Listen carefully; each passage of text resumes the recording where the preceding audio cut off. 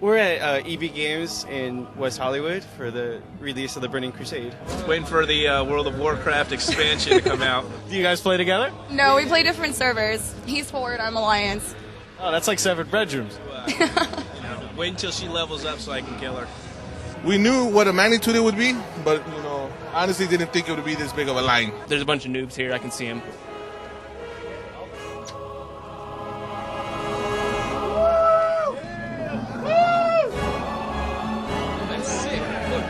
Have your receipts ready, I'll make it go faster.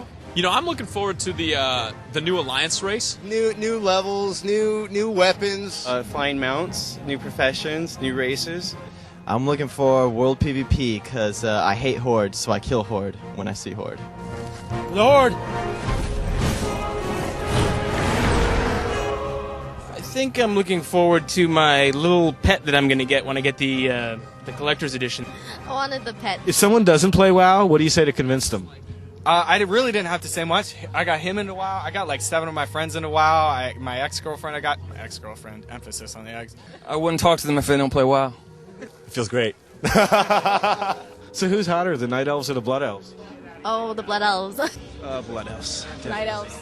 Night Elves. I would say that the Night Elves are probably 17.334% hotter than the Blood Elves, repeating, of course. My main is a Tauren Shaman. His name's Thangor. That's what I'm talking about. He's a elemental, so he's really into doing a lot of damage for as much as he can. I have an Orc Hunter. I have a Troll Rogue, and I have an Undead Mage. So I like doing a lot of damage.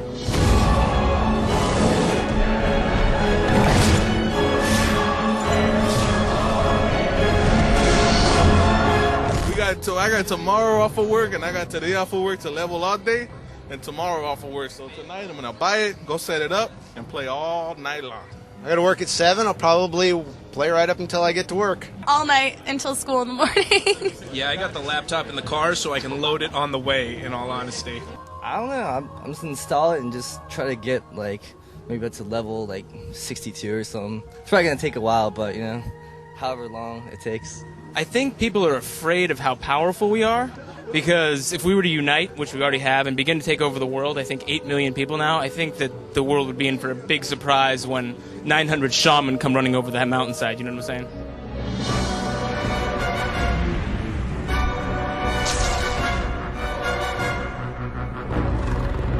There's a collector's edition on the back. Yeah, you got yourself the DVD collection with behind-the-scenes stuff. You get the soundtrack from the game. You get the art of the game. You get a collector's edition card pack. And the reason why I came, the Netherwelt pet. Free map with every purchase. Tell me about your most epic quest or battle to date. Raiding this girl's molten core.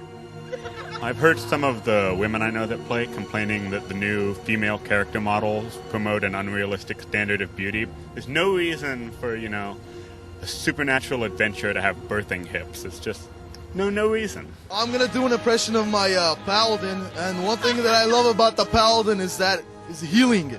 It's I get to heal my friend. They just do this with holy, I don't know, bubbles, and then boom. I've been waiting long enough. 10.5-hour shift of work, 6-hour wait for the game. It's a good day. I just bought one, but I bought everything else. The binder, the book. No, I'm going to go home, install it, take a shower, log on, try to claim some names. I'm very psyched. What would get you to stop playing? I don't want to stop. Why would I want to stop? I'm going to the Dark Portal! Woo! I'm almost level 61! Very excited to play this. I've been waiting. How long are you going to play for? All night. All week maybe. All week. You don't have to work tomorrow? Work. There's no such thing as work with WoW.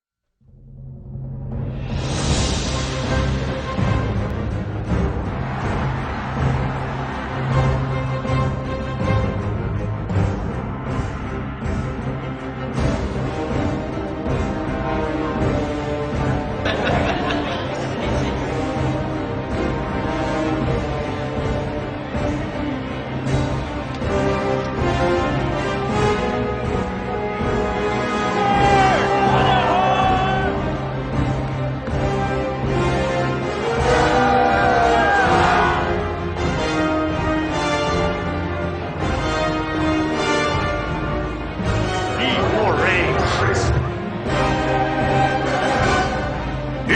are not prepared!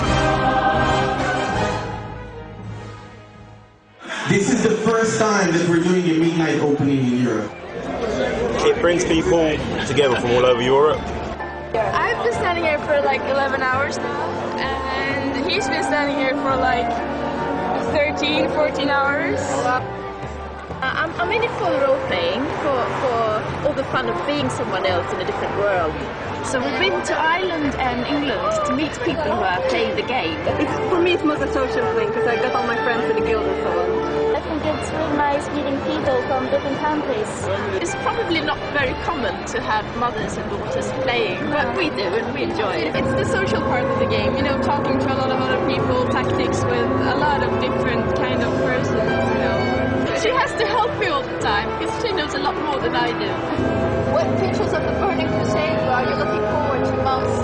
The new continent and the new race. And the flying mounts. First I'm gonna reach level 70 and then I'm gonna try some new raid instances. Do you play together in World of Warcraft? Nope. Ich bin natürlich ein Hodler, ein Underwarlock. Ja, ganz böse.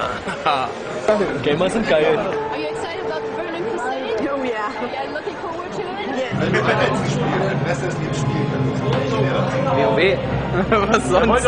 I have been looking forward to it ever since I heard about it. Our whole guild has been preparing for it for months. There's quite a massive turnout, like millions of people here. I have to admit, I didn't imagine there would be quite this many people. I already gave up my lessons today to come here.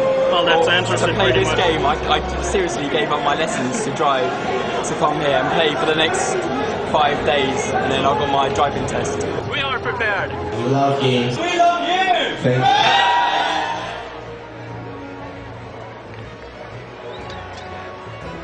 Oh, välkommen, tack. Kör upp en gång då. Yes. Jag inleder med att en gång. Ja, yes.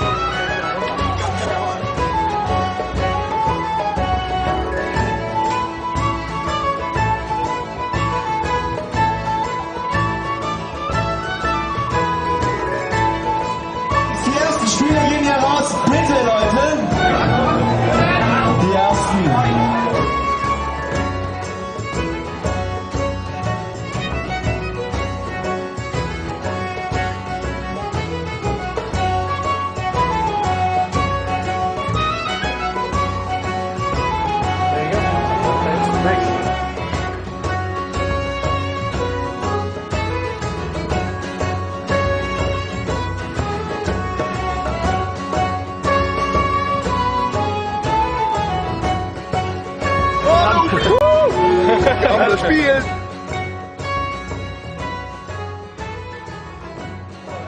So if you could play one game for the rest of your life, what would it be? It's gotta be World of Warcraft. Gotta be World of Warcraft.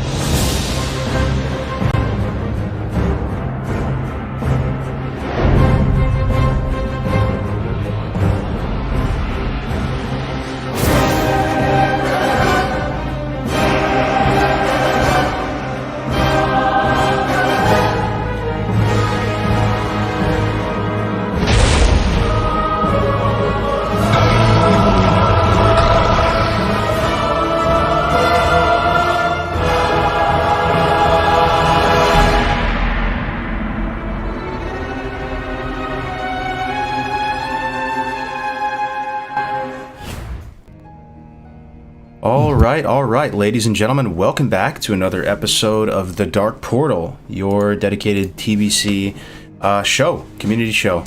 So welcome back, guys. We have a very special Mage deep dive for you with a specific focus on PvP.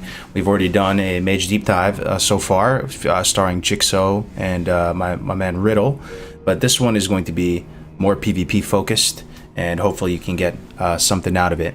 I'm joined today by my lovely and amazing co-host Crix. How we doing, brother? I'm doing amazing, bro. How you doing? Doing fantastic, my friend. Great to have bro. you. Thank you for that host for setting us up here. Man. And then Trap we the 24-hour. also have two guests you probably have not met before, chat. We have my good buddy Icy Fresh, who's been our Guildian hype on the unspeakable servers. Great to have you here, Icy. How you doing, man? Oh, you might be on mute, brother. Yep, There my it is. bad. Yeah, I'm doing great, man. Thanks for having me. I'm really excited. This is going to be really fun. The feeling is mutual, man. And then we also have Instant Craft, who is someone I met recently. We met on hostile terms, fighting for a rank on Windrunner. It was a hell of a season, man. We had some epic matches, and then after the season's all said and done, everybody's kind of got that sportsmanship. You're patting each other on the back, and just saying like, good season and stuff. We had amazing matches, and kind of befriended him that way. And he's here to provide specifically like PomPyro and Fire PvP perspective to you guys. So Instant Craft, welcome, man. Great to have you here. How are you feeling today, man? Hello guys, thank you very much for inviting me, and I'm so excited to explain how I like to play PomPyro and what I do and why I'm doing it, and the hype is here. The hype is here indeed. Let us know if there's any issues with the sound, folks. Sometimes there is. Looks fine from my end, but yeah, let us know how we're doing. So let's get right into it. Let's go into our next scene. We have the beta client up, so we can jump in on a mage if at any point we need to demonstrate anything, take a look at talents, racials, etc. But as always, we have our trusty dusty PowerPoint slides. So here's the agenda, episode 18. Welcome back. We're going to just do some guest introductions. So if you could be so kind, Icy, maybe you could talk to the people. First of all, because Icy's a humble dude, let me just say something. Icy's a beast, guys. He's like multi-glad, played the game forever. One of the best mages on the planet Earth, and he's actually from NA by some miracle. I like to joke around and call him NA's last hope, And he was watching us do hardcore at the same time, though. Like, he actually watched the hardcore streams and like has sort of interest on that side of things. We played together on WR. He's been an amazing mentor. I mean, he's an absolute beast. So sorry, Icy. If you could tell the people your WoW story, like how did it all start for you? How did you get here? Oh god, I feel like you just told it for me. I started playing the game back in the Burning Crusade. Was mostly a PvP player. I started by playing my rogue until a friend of mine during actual TBC told me about private servers, which questionable, but I ended up trying them in actual TBC and found a server where you could instantly play level 70, and I realized I liked Mage playstyle a lot more than Rogue. So in Season 2, I just said, screw it, I'm going to play my Mage, and I fell in love with the playstyle and the class. I got Glad in Season 4 and Rank 1 in Season 3. Ooh, Rank 1. Yeah, I wasn't super fond of Death Knights in Season 5, so like a lot of people, I kind of stopped playing the game, which I regret. But what I don't regret is all the time I got to spend on Arena private servers ever since then. I was a huge fan of Mage's playstyle in level 70 Arena, more than anything else I've ever felt in this game. I played TBC Arena private servers till probably around Cataclysm, and during about the mid-Cataclysm I started trying out Wrath, and then went back to play Mists of Pandaria on actual like retail WoW again. I ended up hitting 2800 in 3s and near 2700 in 2s with a buddy of mine. We were top 20 NA in Season 15. Nice. Wasn't a huge fan of it after, but as soon as I heard Classic TBC was coming, or not Classic TBC, but Classic WoW in general, I signed up just to show support for Blizzard, hoping that they would do classic TBC, and here we are. Hell yeah, brother. That's awesome. And I guess another to follow up, is TBC your favorite version of PvP? Maybe it isn't. I'm not sure. But what draws you to TBC PvP? Because you do have experience, you know, playing on many different iterations. Most people would say that like Wrath of the Lich King the best because it was faster paced, but preference, I actually always did prefer TBC PvP because before they kind of merged all the different tools from different classes into like every different class. Back in TBC, like if you're playing a mage in arena, you didn't have any stuns to deal with resto druids, so you needed to synergize with your rogue, and like all the threes combinations were about finding classes that had strengths and weaknesses that kind of minced well together so that you could, or mixed well together so you can support each other, and synergy with your partners like mattered a lot. And you kind of lose that in later expansions because say I'm playing Disc Mage in TBC, I can't do anything against druids. I have to completely play around my priest and synergize with him and play off of his fears and help him get them with slows. Where in Wrath, I can just deep freeze and he can run up. Deep freeze. I haven't heard that ability in a hot minute, bro. Yeah. Yeah. Deep freeze, chaos bolt. Yeah, there's some good ones there. So okay. I kind of preferred it when all the classes were a bit weaker and they needed assistance from each other, and it wasn't just about going in and doing your damage and pressing the buttons. It was about timing, the positioning, what your partners were doing to help you with them, cross CC. All of that is super important in the Burning Crusade. More so than later expansions, I think. Gotcha. Plus the gear looks sick, am I right? Yeah. Alright, well thanks for sharing that, man. I mean, quite a beast, as you can see, guys. Next up, we got my man Instant Craft. No idea your backstory, brother. How did it all start for you? Did you start playing vanilla, TBC? How'd you get here? So yeah, I started playing TBC, I think it's 2010, and I was playing a warrior. Then I was playing Holy Paladin, until one day I started playing a mage. I've never been top dog, you know, never reached a higher rating before. Maximum I've got, it's the shoulders on season 3, on 2K, and I think my biggest peak was season 4 in a private server, which I got them S4 weapons, and I've reached 2.1k, and that's the maximum I've reached. I've never played Frost Mage. I actually did for a week or two, and then I just I didn't like it that much. You know, it wasn't my playstyle. And then I have respect to Full Fire. Then I couldn't actually find out myself there until I found the PomPyro. PomPyro is your one true love, right? Absolutely, man. Absolutely. Yeah. You know, it's the good in the spec is like people, they don't know from where it comes, man. They can't predict that. That's why we're here, man. We're going to talk about it. This is all Instant Craft's idea, by the way, folks. Instant Craft, it's rare to find somebody who's so passionate about kind of a fringe PvP spec or a more niche PvP spec. Even Icy is like curious, you know, to learn something from Instant Craft's take on PomPyro, because this is probably one of the few people on the planet that are like really passionate about PomPyro, you know. So he's here to share what he knows. Craigs, how do you feel about these dumb mages, man? Do you like him as a Chad Warlock or what?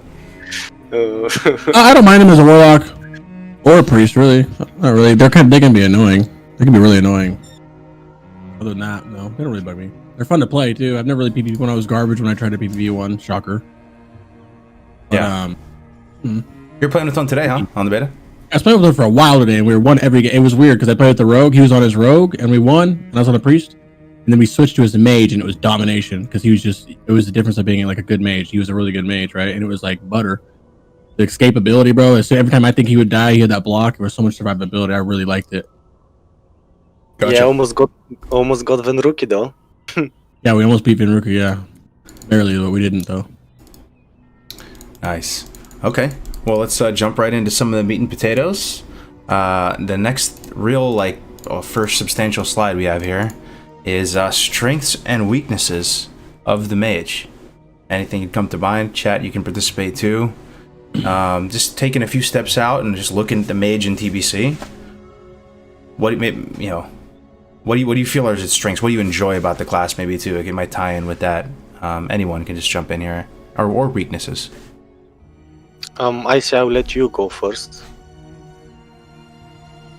Okay, I guess we're starting with Frost then instead of PomPyro.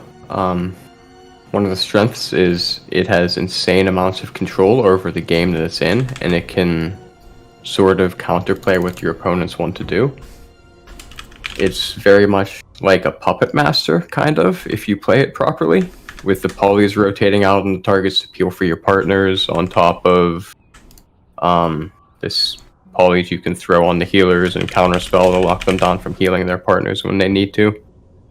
It's really good at escaping and surviving, as Crick said earlier. With Blink, Ice Block, all the slows and novas, you can kite most melee and survive in situations where other classes mostly wouldn't. Like, it's a really squishy class, it's only clothy, but instead of being tanky, it makes up for it by being able to avoid and mitigate most of the damage that it would deal with good positioning. Well said, man. One thing that Jigsaw said too a while ago, I remember it just kind of resonated with me, is he was saying, if you have mana, and if you're okay with like hemorrhaging mana for a second, you can slow the entire arena down. You can control the entire arena. You can just directly translate that mana into just jerk and complete control of the arena. Does that make Accurate. sense to you? Yeah. Rotate polys on someone, throw an improved blizzard down on the melee that's a 75% slow. Suddenly your priest who thought he was about to die just gets to put a renew on himself and walk away. Yeah, it's kind of flavorful too, the RP of it, right? Because mages are so powerful, but they're so reliant on their blue bar, right? But like they have infinite power if they have that blue bar. Yeah. It's just hard maintaining it over longer games. That would be one of the weaknesses of Frost. Yeah. Similar to rogues too, it seems like they just have a ton of cooldowns that they can chew through, and they're so like lackadaisical with their trinket usage, like being able to block through stuff and all that. True, that is also another good point, because they have blink to get themselves out of stuns and fixed positioning. They'll have ice block, and after hypothermia falls off with cold snap, they have a second ice block.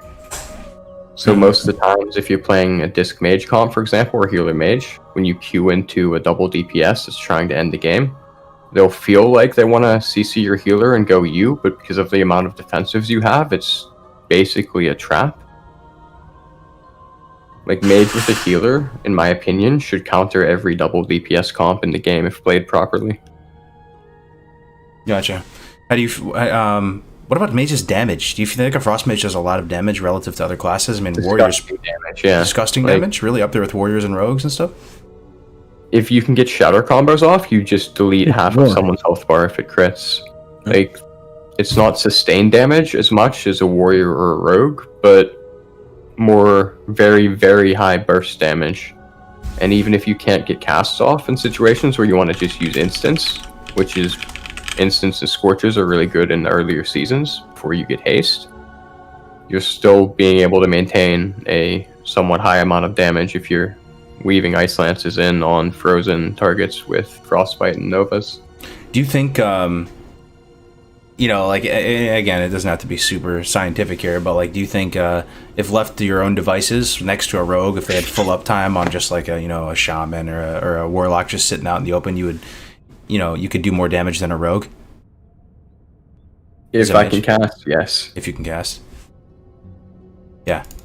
That's cool. So the damage is really nothing to sleep on with mage, yeah. Okay, how about any weaknesses maybe that come to mind with Frost? There's got to be some with every class and spec. Mana. If it runs out of mana in long games against, for example, Hunter Resto Druid with Viper Sting, or Warlock Resto Druid with Blue Beam you love to shoot so much. Yeah. Suddenly they can't last in the longer games, and they're kind of on a time limit, because with Mage you can't really win most of the games by just stalling and like drawing out your opponent's resources. You have to be going in with your partner aggressively and trying to set up CC and playing off of the crowd control, fears off of polys, mana burns against some comps. But you're always trying to end the game offensively and force a kill. And there's a comps that will specifically be very good at surviving and drawing the game out and win through outlasting. And that would be one of the huge weaknesses of Mage, in my opinion. You don't last too long, huh? Yeah, well, with some comps you can, and if you have a Spirit Staff swap for PvP, it's actually really good for longer games.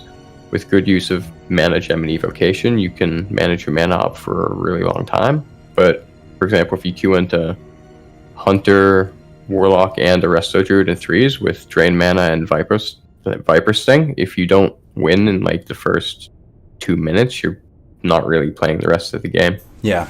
You don't have much of a choice about that. Was really curious about this, you know, like the 2s meta, and we'll get to this more later, folks, but you think of the top 2s teams, you think of Lock Druid, you think of DPL, Disc Priest Lock, you think of Rogue Druid, you think of Rogue Priest, you think of all these, right?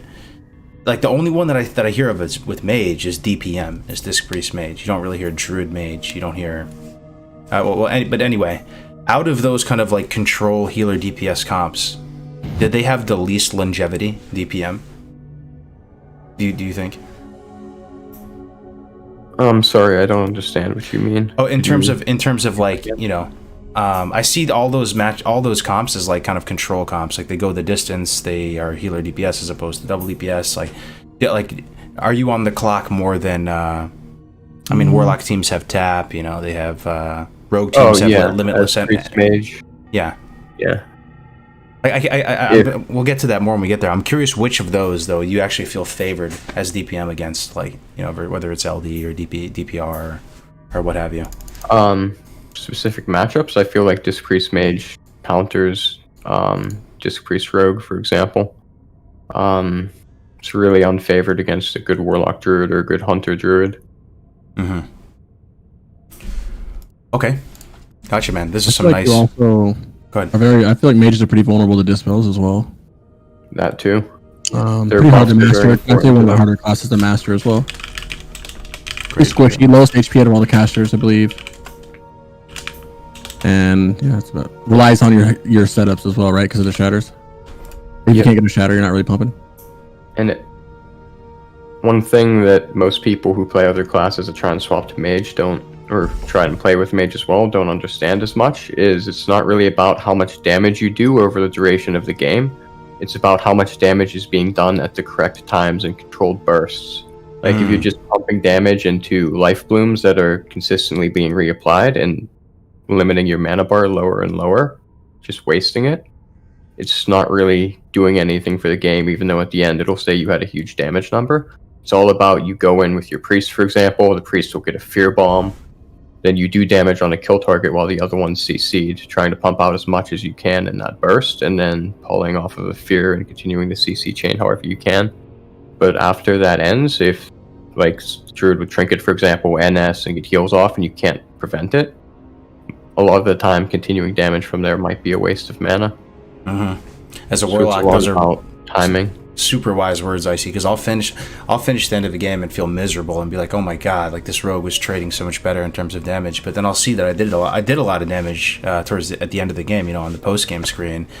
But it goes to show if that, like, just a light steady flow of damage doesn't really do much, right? Like it's all about getting that damage in when it matters. Yep. Yeah. So true. So true.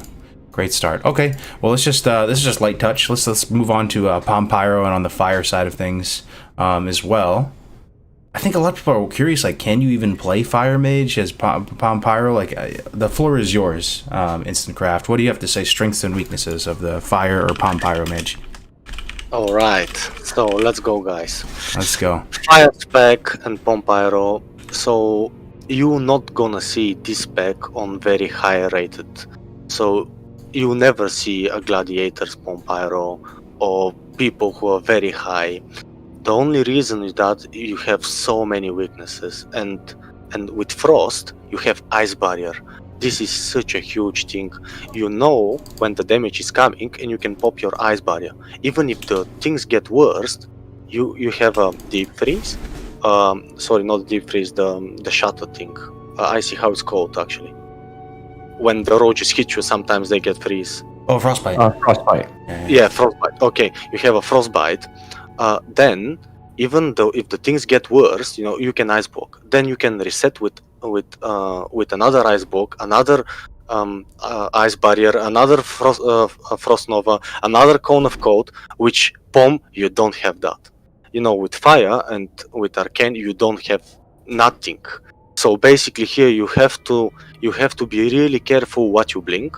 You have to be really careful what you trinket, and you really have to play with the map. The map, how you place your character on any arena. This is how you're gonna win the games, and that's the problem with the PomPyro. So the weakness that you have, it's you can't survive burst with PomPyro. Any burst that you have from, especially roaches. What the roaches do, the good ones, they do garrote. They don't do hemo.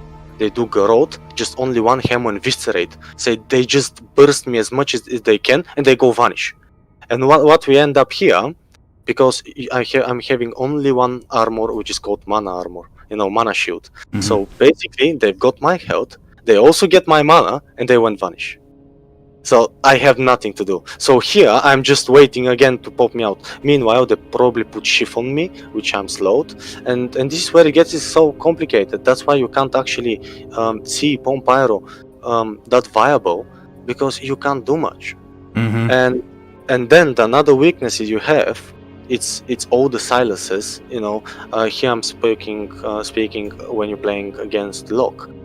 They have pet, they can silence you, they have death coil, they have fear, they have million resistance. So you can't actually push them to do so they can go defensive. They never go defensive against you. Like with Frost Mage, you can hide, you can spam your ice barrier, you can put your pet. The pet can Frost Nova someone on the other side of the arena, so you can fight another. With Pom, you don't have that.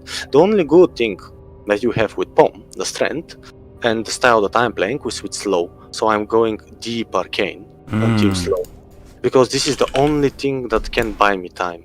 Especially when I'm playing against Locke, I can slow him or I can slow the pet, and then I can run away and reset. I can just go a little bit to do a couple of ticks of first aid, or I can just go, and if I'm playing undead, I can eat a corpse. This is something that you can do, and this is the only thing you can do. And basically, that's why with PomPyro is not playing with a healer. The only there is a different spec you can play with healer, and Spank he's playing this spec, which is more fire, and then you have a burst. But this also, it's a absolutely different world. This is more Spank thing, and I really appreciate that he've done this, because it's totally different than my playstyle, and actually works. But still, even Spank, he's a multi-gladiator, he's a really good player. I don't think he can compete on 2200 rating with this spec. With the spec? With the spec he can reach 2k, he can go a little bit, but he can't go gladiator with this spec. Now slow, you mentioned slow. Here it is, folks. It's literally just called slow. I remember this, back in the day, just seeing this thing on you and being confused of what this even was on you. It's a very powerful ability. Reduces target's movement speed by 50%. I mean, that's basically, Crix, to put it in our Warlock language, always on-demand amplified exhaustion, on the target, reducing ranged attacks by 50%, increasing casting time by 50%. That is incredibly powerful. So, yeah, it does seem, I agree with everything you're saying, man, but it is cool that you get this, ability, and there's no cooldown on it, right? So you can just spam it on people, even despite the... Yeah, so you can spam that. The only weakness that you have here now is that this can be dispelled. And cost a lot of mana. If you think about it, I think it's around 500 mana, which is quite a lot. And when you're fighting a Resto Druid, the only way you can slow him is that, at PomPyro. And what's happening, he's just changing form, and he don't have slow anymore. With Frost Mage, you can spam rank 1 Frostbolt, and you can do something. With PomPyro you can't. The only way you can stop a Resto Druid from stop running around and do whatever they want, it's to pray for impact stun from fire spell. This is the only way you can stop him from something. And do you know how many times I'm playing and I can see that I will be cycloned, or my friend is getting cycloned, and I'm just doing a scorch or something fire, and I'm praying for impact, and then I can silence and we can turn the game around when he's not prepared for that. So yeah, and with the spec that I'm playing, also the very important thing is Ignite. It's on fire 3 on the second row. And there it is. Yep. Next to the range ones. Yeah. So the Ignite, what Ignites do, when you crit a fire spell, it gives a tick. So I think the maximum you can do is if you crit your PomPyro and then you crit your Fire Blast, then the tick of that every second is like 1.7. Oh my god. Which is a lot. Imagine you hit 6k PomPyro, 2k Fire Blast, 2.5 actually, and then you have Ignite 1.7. You basically one-shot everything. And that's why my favorite thing is double pom, because even if we don't crit with double pom, we still win the target. And a lot of people, this is the problem with the PomPyro. You get a lot of hate from players. Players just talk trash you a lot. They insult you and stuff like that. It's only because they underestimate you and they think, oh, that's trash spec, And you go there. You win them and it's minus 29, bro. And then they cry and they start going offline, disbanding teams and stuff like that. And I can't do nothing about it.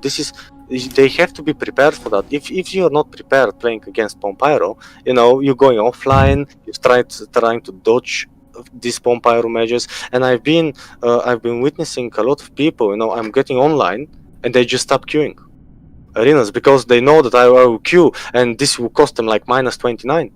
And this is some very, very, very top players. I remember in a private server when people was trying to push for Gladiator, and it's me down there on 18. And you know that there is a chance you can face me, this will be minus 29. And that's the problem with the PomPyro. You actually can't go any higher than that, and when it's very competitive, but it's fun. I absolutely love it, and yeah, I think that's it. I'll speak for other stuff later on. I think one thing that they're missing because fire that really hurts the mage is the water elemental. The water elemental is pretty huge for a mage, man. That's instant setup, that's slows, that's everything. A lot of damage, 800 tick or something. I always wanted to test this. If you just stood still, like let's say as a rogue or something, and you let the water elemental just fully pink parse you, would you die? To one water elemental just casting over and over on you? Like, would it kill? 45 seconds of him hitting you for frostbolts that hits you for 800. Yeah. Maybe, you might. That's what I'm saying. Yeah, I think it might kill a player. We'd have to test it, though. But, so you did mention some of the weaknesses of PomPyro as well, too. Instant craft. Some of the strengths, though, like, is it really just that beautiful, delicious wombo combo of Pyroblast into Fire Blast that when it works, it feels so good? Like, you actually, is that what does it for you as far as the strength, just the raw firepower? I think the strength, I think that's the one shot, man. You just go the one there, just everything, the doors are opening, man. You just go all in. Because it's not a spec that you can wait. You just go all in and you start fighting. You don't wait. Especially when you're facing warriors. The beauty in that it's slow. I think it's the longest range spell in TBC. So I can slow you from 15 yards, which this is a lot. 50? Or is it 50? 15. Oh, okay, 50. Well, 15 is pretty short, right? You're saying... I have to double check if you go on the slow spec. It says 30-yard range, which is pretty juicy. And then do you get any kind of amplified range? Sorry, no, I think it's 30. Yeah, sorry. Yeah, that's pretty hard. So yeah, that's quite a lot. I mean, you can slow. I mean, I've been when I was playing against Rogue and Priest, I guess, and I was a really high rated, and the doors are opening, and I'm just rushing in, and the Rogue couldn't get in stealth because I was almost in the middle of the arena on Ruins of Low Run, and I got him in slow, and he was like, "What the fuck?" He came so quickly, and that's the beauty in that you never get charged. So that's why the warrior, they're so mad. You go out there, man, and you slow him, and he can't do anything. And in this case, when they're playing with druid, usually happens, you just put arcane missiles on them, and even if they go line of sight on slow, they have to drop the mount down. And once they're out of the mount, then it's getting disgusting for them. There are certain comps that this seems so freaking good on, dude. Slow, like you said, rogue druid. Okay. Like, you throw it on the rogue, and what are they gonna do? Like, he literally actually is just slowed. Like, they can't dispel it. Warrior Shaman, no defensive dispel. You throw slow on both of them on Warrior Shaman. That's Curse of Tongues, folks. That is literally Curse of Tongues slow. It's literally the 50%. Oh, no, it's Curse of Tongues 70? Sorry, I'm tripping. Better. It's like better. It's Curse of Tongues and Curse of Rogue and all that. Yeah. No, Curse of Tongues is 50, right? So it is 50, yeah. The problem with the slow is you can put it only one target. Oh, really? Okay. Yeah, I didn't even know that. So you have to choose. You have to choose what you want to slow. But usually, look, man. In case, let's say, warrior druid, you can't use it on druid anyway. Mm-hmm. So true. You put it on the shaman against warrior shaman, I bet, and just kill the warrior. I bet. Yeah. Yeah, absolutely. Yeah, you put it on the shaman, but the shaman, that's different. We will talk about this later on. In more depth. But the strength, it's actually, I mean, it's not a frost mage. I can't control the game. I can't buy time for my teammates. Let's say RMP with PomPyro mage doesn't work, man. Why it's not working? And I've played this in a lot of time, even with good players. I can't do anything with PomPyro because frost mage is just pop icy veins, and he can't get a pushback on casting. Mm-hmm. So he can just spam frostbolts, and with PomPyro Mage you don't have nothing. So basically, if you have one rogue in you can't cast anything, and it's not a frost. You can't even survive. So you have one frost nova, and you just try to slow him and cone of cold when he vanishes. So we get him out and stuff like that. These small things makes actually the PomPyro good. If you get him, so when he opens you and stuff like that, and when you know where he will vanish, so you can do cone of cold over there or a blizzard, and the worst thing is with the slow. You slow rogue, he goes vanish man, and he removes the slow. Gotcha. And this is so bad. I mean, I've spent so much mana and positioning just to slow him, and then he vanishes, and that's it. And it's just difficult, but the only beauty on that is also the CC, because you still have a 4-second silence, and you have slow, and you have police and stuff. So it's very viable. The PomPyro is good if you play it with the right person, and if you have a chemistry with your partner, and this is very important. I was playing double Pom for a lot of time, and I couldn't get 2k, and I've played with a guy called Catrix, and this guy, the doors are opening, and he says, "Oh man, we go warrior." Oh, okay. And the next second, I'm seeing how he PomPyro the druid and stuff like that. He said, "Oh man, there was a moment, we almost missed it, And I was like, "Oh man, and this is where it goes. Like, we have really nice chemistry between us, and we just kill the whole guys, even the top dogs and stuff like that." So we played you guys on Windrunner. It was scary as hell, man. There's always a chance you can lose the PomPyro, it feels, and like you get that -29, like you said. It's the stuff of nightmares. Yeah, I think we faced you on trees, and trees is different. I'll speak about this later on, but I mainly for tools I played double Pom and PomPyro and Shokadin, which is, I think, PomPyro and Shokadin Season 1 will be Gladiator for sure. Oh, holy shit. Yeah, let's talk about that. I've never even faced that ever in my life before. So let's go into racials now, guys. We're going to talk about racials, how much they matter to you. Maybe they don't matter much. Maybe they do matter a lot. Anything that comes to mind. Let's start with the Horde side here, I see. Is it playing a Blood Elf Mage completely off the table? Is playing a Troll Mage off the table? Or are there little nuances to stuff? Anything come to mind with racials? ICU can go first. Alright, from Horde side, I would say Undead is definitely the best race for PvP. It's not the only race you can play, of course. Troll Mage is really good with the haste it gets, and the extra damage against beasts is actually nice against druids. Most people don't realize that. When they're shapeshifted, they are considered beasts. That counts as beast? Yeah. When a druid is shapeshifted, they are beasts. That's why hunters can scare beasts. True, makes sense. So you do get bonus damage on the druid matchup, so I kind of like that one as well for Rogue Mage. But the main reason that Undead is mostly better is just Will of the Forsaken is like having a second trinket whenever you need to get out of a fear.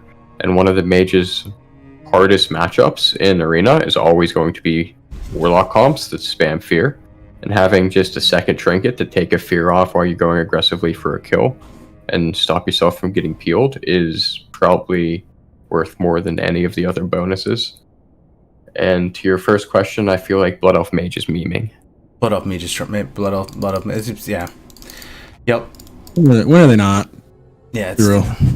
The Blood Elf. Like, it has a silence, which is kind of nice in theory, but you have to be on top of the person you want to silence when you want to do it. And sure, you can play around that, but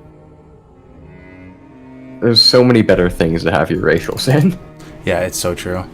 But I mean, so your only three options actually are Undead, Troll, and Blood Elf, right? So I noticed that you play Troll. Troll isn't off the table, like you said, and you played this on WR. And I also played it on Warmane's Wrath server as well, on their Progressive Frostmourne server. Okay. So, Berserking, right? Berserking is this 10% haste, I believe, right? If you're full health. Scaling between 10 to 30, depending on health, yes. Yeah. Is this something that actually moves the needle a bit in an arena environment? It gives you a lot more burst damage when you want to go for those all-ins, for example. Instead of just having Icy Veins, you have an extra level of haste on top of that, so you can get faster sheep cast off. And with a lot of haste, there's a trick you can do against priests, for example, who would always want to be trying to death the polys. If you throw a debuff on them and you know they're going to dispel it, like a Pet Nova or something, you can start the polycast with haste, right, like as or a little bit after, if you do it quick enough, as they do the dispel on the Nova, and because of your haste, you'll have your sheep go off before the global cooldown refreshes and they won't be able to death the poly. Oh, wow. And that gets a lot easier when you're playing Troll. So you do feel it, even if it is a 10% haste, it's very much something you feel in practice. Yeah. And it gives you a lot more burst damage when you're going for kills as Rogue Mage, for example. The Frostbolts would go from, for example, like 1.8 speed with a bit of haste and Icy Veins down to like 1.6-ish. So it is faster burst damage while it's up. It's giving you a DPS increase if you're trying to kill in like a 8-second or 10-second blind or something. I see. So haste is extremely valuable for mages, right? Like I hear people talk about School of Gul'dan, right? You've heard this item chat. Yeah, this is a haste trinket, mind quickening gem. This is haste, right? And then Berserking, the racial, is haste. So like even in a season 1 type environment, you are getting a small amount, even if it was at 10%, but it is of an extremely valuable stat. It's the best stat for mage, besides spell power. Is there for Frost at least? Could you use it in tandem with Icy Veins, or do you reach that point where the global cooldown is, totally capped out? You can use it in tandem with Icy Veins. It makes the global cooldowns go down a lot, but it's not until you have like 400 plus haste that you'll be going anywhere near the global cooldown cap. Okay. What about this regen? Is this regen a complete non-factor?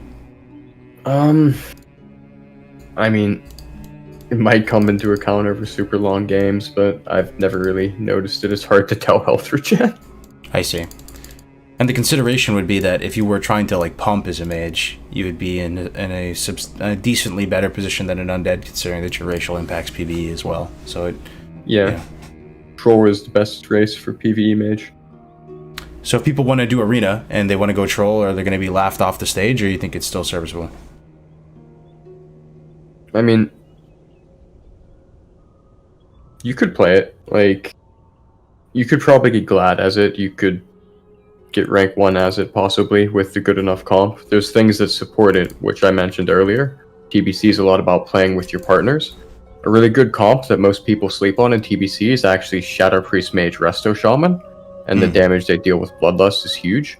Not having Warlord Forsaken is kind of not as much of a meme if you have Tremor Totem on your team, for example, and a Priest who can Dispel. So it would actually give you a damage boost in that comp specifically. I think it would be better. Gotcha. Okay. Let's move on to alliance ratios, maybe instant. Or do you have anything to say on the horde side, instant? Oh yeah, I mean, totally different than him. I think we're on a different page. We're living different worlds. So, yeah, what I'm going to say, so on the throw spec, there is a spec on PomPyro which you go Arcane till Presence of Mind, you go Frost until Icy Veins, and then you go Fire until Pyroblast. With this spec, you can do 5s. And I'm talking here not about the PomPyro. So you throw the PomPyro, doesn't matter what is it. You have Icy Veins. In your macro, you have Icy Veins. You have, if you throw, you have your ratio. And if you have a School of Cooldown, and you start casting Arcane Blast. When you stack Arcane Blast on 3 stacks, with all this haste on 5s, this absolutely kills everything, you know. And here, even let's say you can't even get this in 5s, you can just blink Insight and start Arcane Explosion. It lowers your global cooldown. And imagine if you have 4 PomPyro mages on this tile. With 4 PomPyro mages, you sick bastard. and you have these 4 PomPyro mages with Bloodlust. Yeah. Do you know what? It doesn't matter what they are, man. No, you must be haste capped at that point with Bloodlust and Skull and all that. Well, I guess you wouldn't have all of it. Yeah. You just blink Inside and start Arcane Explosion, man. Nothing can out-heal this, you know. Nothing. I mean, imagine one Arcane Explosion will do 1.1k. 5 at the one time. It's 6k, man. I'm actually kind of low-key excited for 5s, dude, for all the tomfoolery that's gonna occur. Ooh, bro, I keep saying that. Me too. Absolutely. So basically, playing this pack with throw, I think it's really good. So you go Icy Veins, you go Presence of Might and Pyroblast, and you just do one instant bomb, which will be like nothing. You just name your character 5's God X. Yes. Absolutely. So yeah, this is the very interesting. So I think throw, you can go throw to throw, you know, only with this pack. But I can definitely find somewhere to place it, man. I think throw is good, especially Spank. He just proved it, man. I mean, Spank, he's playing throw.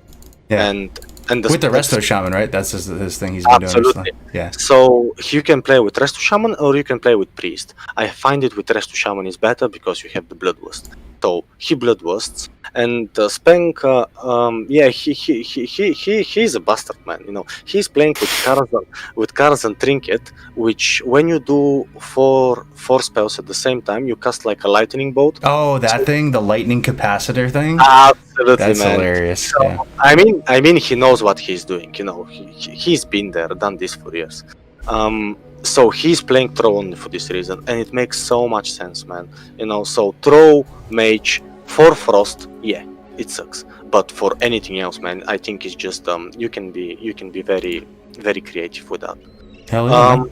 Let's go alliance ratios now. Anything on the alliance side? Icy, do you ever play alliance, Icy, or is it you would never go? I've played alliance before on private servers. I've never leveled one. It just didn't feel right to me. When I first started playing World of Warcraft as a kid, when my friend got me into it, he played on alliance. I leveled a gnome with him, and I got to about 18-ish, and I just couldn't sit with me. And as much as we were still friends, I leveled on a different server and played an undead, and I just actually kind of enjoyed the darker theme of the game. So alliance, it's sort of not really like up for any debate, right? Like it's male Draenei or bust. Gnome has more intellect, which is more crit, more mana, which is always good. But The gnome racial is actually really good against rogues, having a second trinket for crippling poison. So I would say gnome's probably the best alliance race for PvP. But the Draenei heal, if you're behind a pillar, it's really slept on. Like if you name, it's actually good. Yeah. It's like a Resto Druid Hot for 12 seconds. I don't know about on the beta, I haven't tested it, but on the server we shall not speak of, it was doing about 450 a tick. Alright. So it's kind of like a Druid Hot, and if you're ever at a point of a game where you're blinking around trying to reset and you run away, and you can just get that off before you first aid, it's bonus healing, or like if you're playing with a partner or something and they're in bubble or ice block or low health, and you can heal them with it. You don't always have to cast it on yourself. True. And you can bait those sick counter spells with your Gift of the Naru bait because it's on its own tree. Yeah. I did make some people mauled on the server playing double male Draenei PomPyro mages. It was a blast. Man. Making Instant Craft proud. Yeah, absolutely. I just want to add on the alliance side. If you play Shokadin, you have to be human anyway. With it's good because this stealth detection, it's actually so good. You're on a mount, and if there is a druid warrior, for example, you can see the druid down there on a cat, and you can just one-shot him. So basically, human, it's viable, but I think for Frost it's even better because it gives you spirit. And if you're playing with priest, I think it's good. And if you're playing Discipline Priest and Frost Mage, I think it's good to play human. Gnome, this is the best for PomPyro because you have the escape artist. So even when the things get very nasty, you can use escape artist and you have more crit because Gnome have more intellect. So the intellect on the mages gives you critical. So this is actually quite good. It's funny you found something to like about humans too. One thing that also on the beta, guys, if you've been watching some of these beta streams, perception seems stronger than on these servers that shall not be named, as Icy said. Like it seems very, I don't know, overtuned, or maybe it was always that strong. Like Bran sapped the warrior yesterday. He berserker rage perception and saw the rogue and just like got on him immediately. Like I wonder if you're on an unironic human male mage walking into the arena, you pop perception and see the rogue. Like I don't know at this point. Like, maybe, dude. Yeah, I mean, I have a macro. I'm not playing human just to check it out, and I have a macro. And when I'm dueling, I just spam my slow man because slow have a lot of range. Sometimes I see the rogue man, and I sap him. I slow him before he sap me. So it's crazy. You can play this guy right here, this exact character model, and just go for the absolute full-on final form memer build. Yeah. Alright. Okay. Well, we talked about racials. Let's see what we got next. 1 second.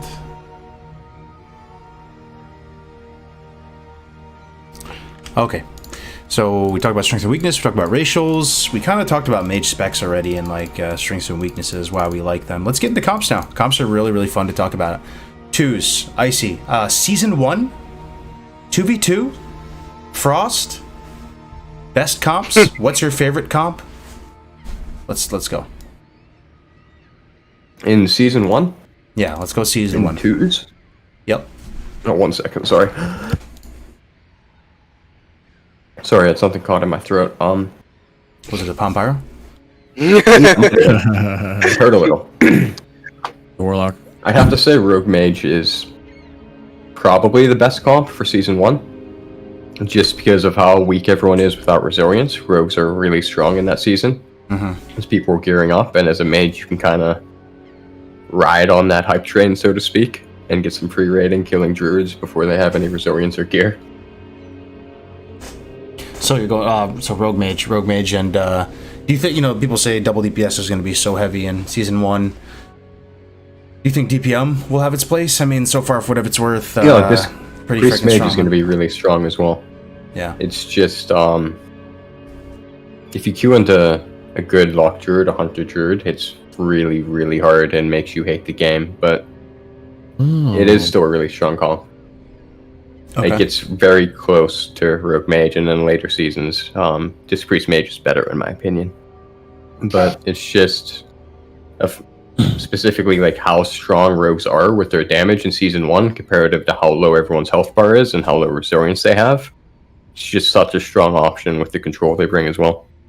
You know, it's so funny. I was thinking, like, so RMP, people think the classes that comprise RMP, like Rogue, Mage, Priest, like all three of those classes are just like the S tier classes in TBC, and they're so incredibly strong, and there's a lot of truth in that. I'm just looking at all the classes though, right? And in 2s, actually, Mage doesn't have that many different classes they can play with. They can play with a Rogue, like you said. They can play with a Priest, like you said. Warrior, non-starter. Hunter, non-starter. Druid, non-starter. Shaman, I guess. I've seen it before. Druid, non-starter. Druid, Mage, bro. Stop memeing. For real? Hold on, go on. You think I'm memeing? Well, it's not super strong in the early seasons. Feral Mage will work in Season 1, but it's kind of a bit of a welfare Rogue Mage. Like everything the Feral Druid's trying to do, a Rogue could do better. But in the later seasons, Season 3 and 4, if you have a really good Druid player who's offensively capable and would play DS and maybe even gear a bit hybrid, have some damage, it is viable. Like the Mage would carry like they normally do in Arena versus all of the Shaman, Paladin, and Priest comps because they can dispel. The only thing that's really hard is the Druid comps, but that's the same concept as Priest Mage and Rogue Mage. You have to play off your partner's control on that a lot as a Mage. If you have a good enough Druid that he can CC the enemy Druid, you could kill his partner. You can kill the enemy Druid.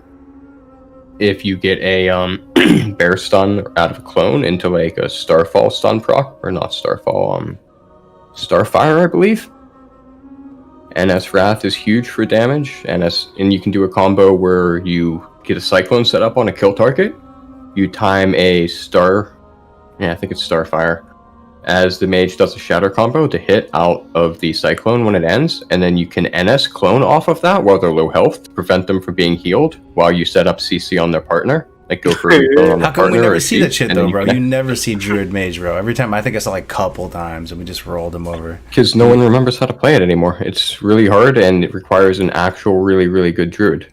Back on old Arena Tournament, before it became Warmane, there was a Mage who went by the name Excellion, and he went 100-0 on that server back when it was extremely populated, playing DS Druid Mage. And his 3 comp was double DS Druid Mage. What? That's actually an awesome story. What is DS? Hold on. What is DS? You said DS? Dream State. It's okay. hybrid spec. You go into Boomkin for the Moonkin form, I always think of a Resto. Mana regen, and you go into Resto for NS. I see. Interesting, bro. Wow, I was not thinking of that. So Druid Mage can work. That's actually pretty insane. And Shaman Mage isn't that much of a meme as well. It's not a top tier comp, but you can beat a lot of things with it. Bloodlust on a water elemental is a lot of damage. The extra spell damage totem Shamans give are huge. The Bloodlust is of course huge for extra haste. Shaman has shocks and purges for offensive damage on the kill target if they're not being sat on and like everything's controlled. One target's in a poly, another one's rooted, being the hit as a kill target. Shaman could be casting Wrath or Chain Lightning or Lightning Bolt. It's kind of viable. It's not a top tier meta comp by any means, but if you're just trying to play some games with your friends, you could hit 2K as that, I imagine. Yeah. If you're good enough at it. I mean, like what Instantcraft was saying, I was watching Spank the other day. I think he was playing some kind of PomPyro variant with the Shaman, and he was going up against people like Desp and all, like that tier of players on the private servers, and winning games, man. Like it looked like he had a highly positive win rate. It just kind of shows that it can be done as long as you're playing on that same like general echelon. Like you could probably be successful if you just played enough. So I won't say I had a highly positive win rate. It was probably terrible overall, but I played some Resto Shaman PomPyro Mage with Lead Star when we were memeing around for fun, and we got some games off Azzy. Azzy and Desp, and I think we got one off Spank. Oh shit! Just nice. one, but it worked. Okay. So basically, Mage you can play with a lot of stuff. Yeah, one of the also really slept on comps is Destrolock Mage, because most people think of Destrolock as a meme in PvP and TBC because it doesn't have Soul Link. but if you're good enough at it, it is really strong offensively. With the CC from the spammable fears, the spammable polys, you can CC someone with like poly into poly into poly into fear into fear. There's Death Coil, Shadow Fury to get fears on druids. The fact that poly and fear are on different DRs completely, like there's a few times where we went to our little Demo Frost shenanigans, right? And like there was a few moments there when we were playing that, and I'm like, yo, fear and sheep are nasty together. Like it felt really Actually, I always wondered why that's not a comp. Yeah. Roaches, man. It gets abused by a lot of the top tier comps because it doesn't have a healer. Like if you queue into Resto, Druid, Warlock, and they just dot you and run around a pillar, you're just gonna die helplessly over time. So a lot of the comps like that are really fun and you could get raiding with have a lot of matchups that can straight abuse them. Like if you queue into a good Rogue Druid or a good Priest Rogue, they can do basically the same thing. Rogue could stab someone, open on the other one. Priest gets DOS up, the Rogue gets bleeds up, and as soon as you're able to play the game, they can just run around a pillar and play for re-stealth. Okay, I will ask you $1 million question, Icy. Gun to your head. What 2v2 comp has the highest absolute potential, highest possibility to climb, hit rank 1? I guess it's going to depend on season, but just the highest potential to climb. Like, so if you were to ask me that as a Lock player, I would go, it's not Rogue Lock. You could do pretty well in Rogue Lock, but in my mind, it's probably DPL or LD, right? And I'd probably give the edge to fucking DPL maybe, dude, with the Orc Troll, but that's just my own bias, thinking about absolute rank 1 push potential. What is it in your mind for Mage? Priest Mage 100%, but you have to be willing to get sweaty.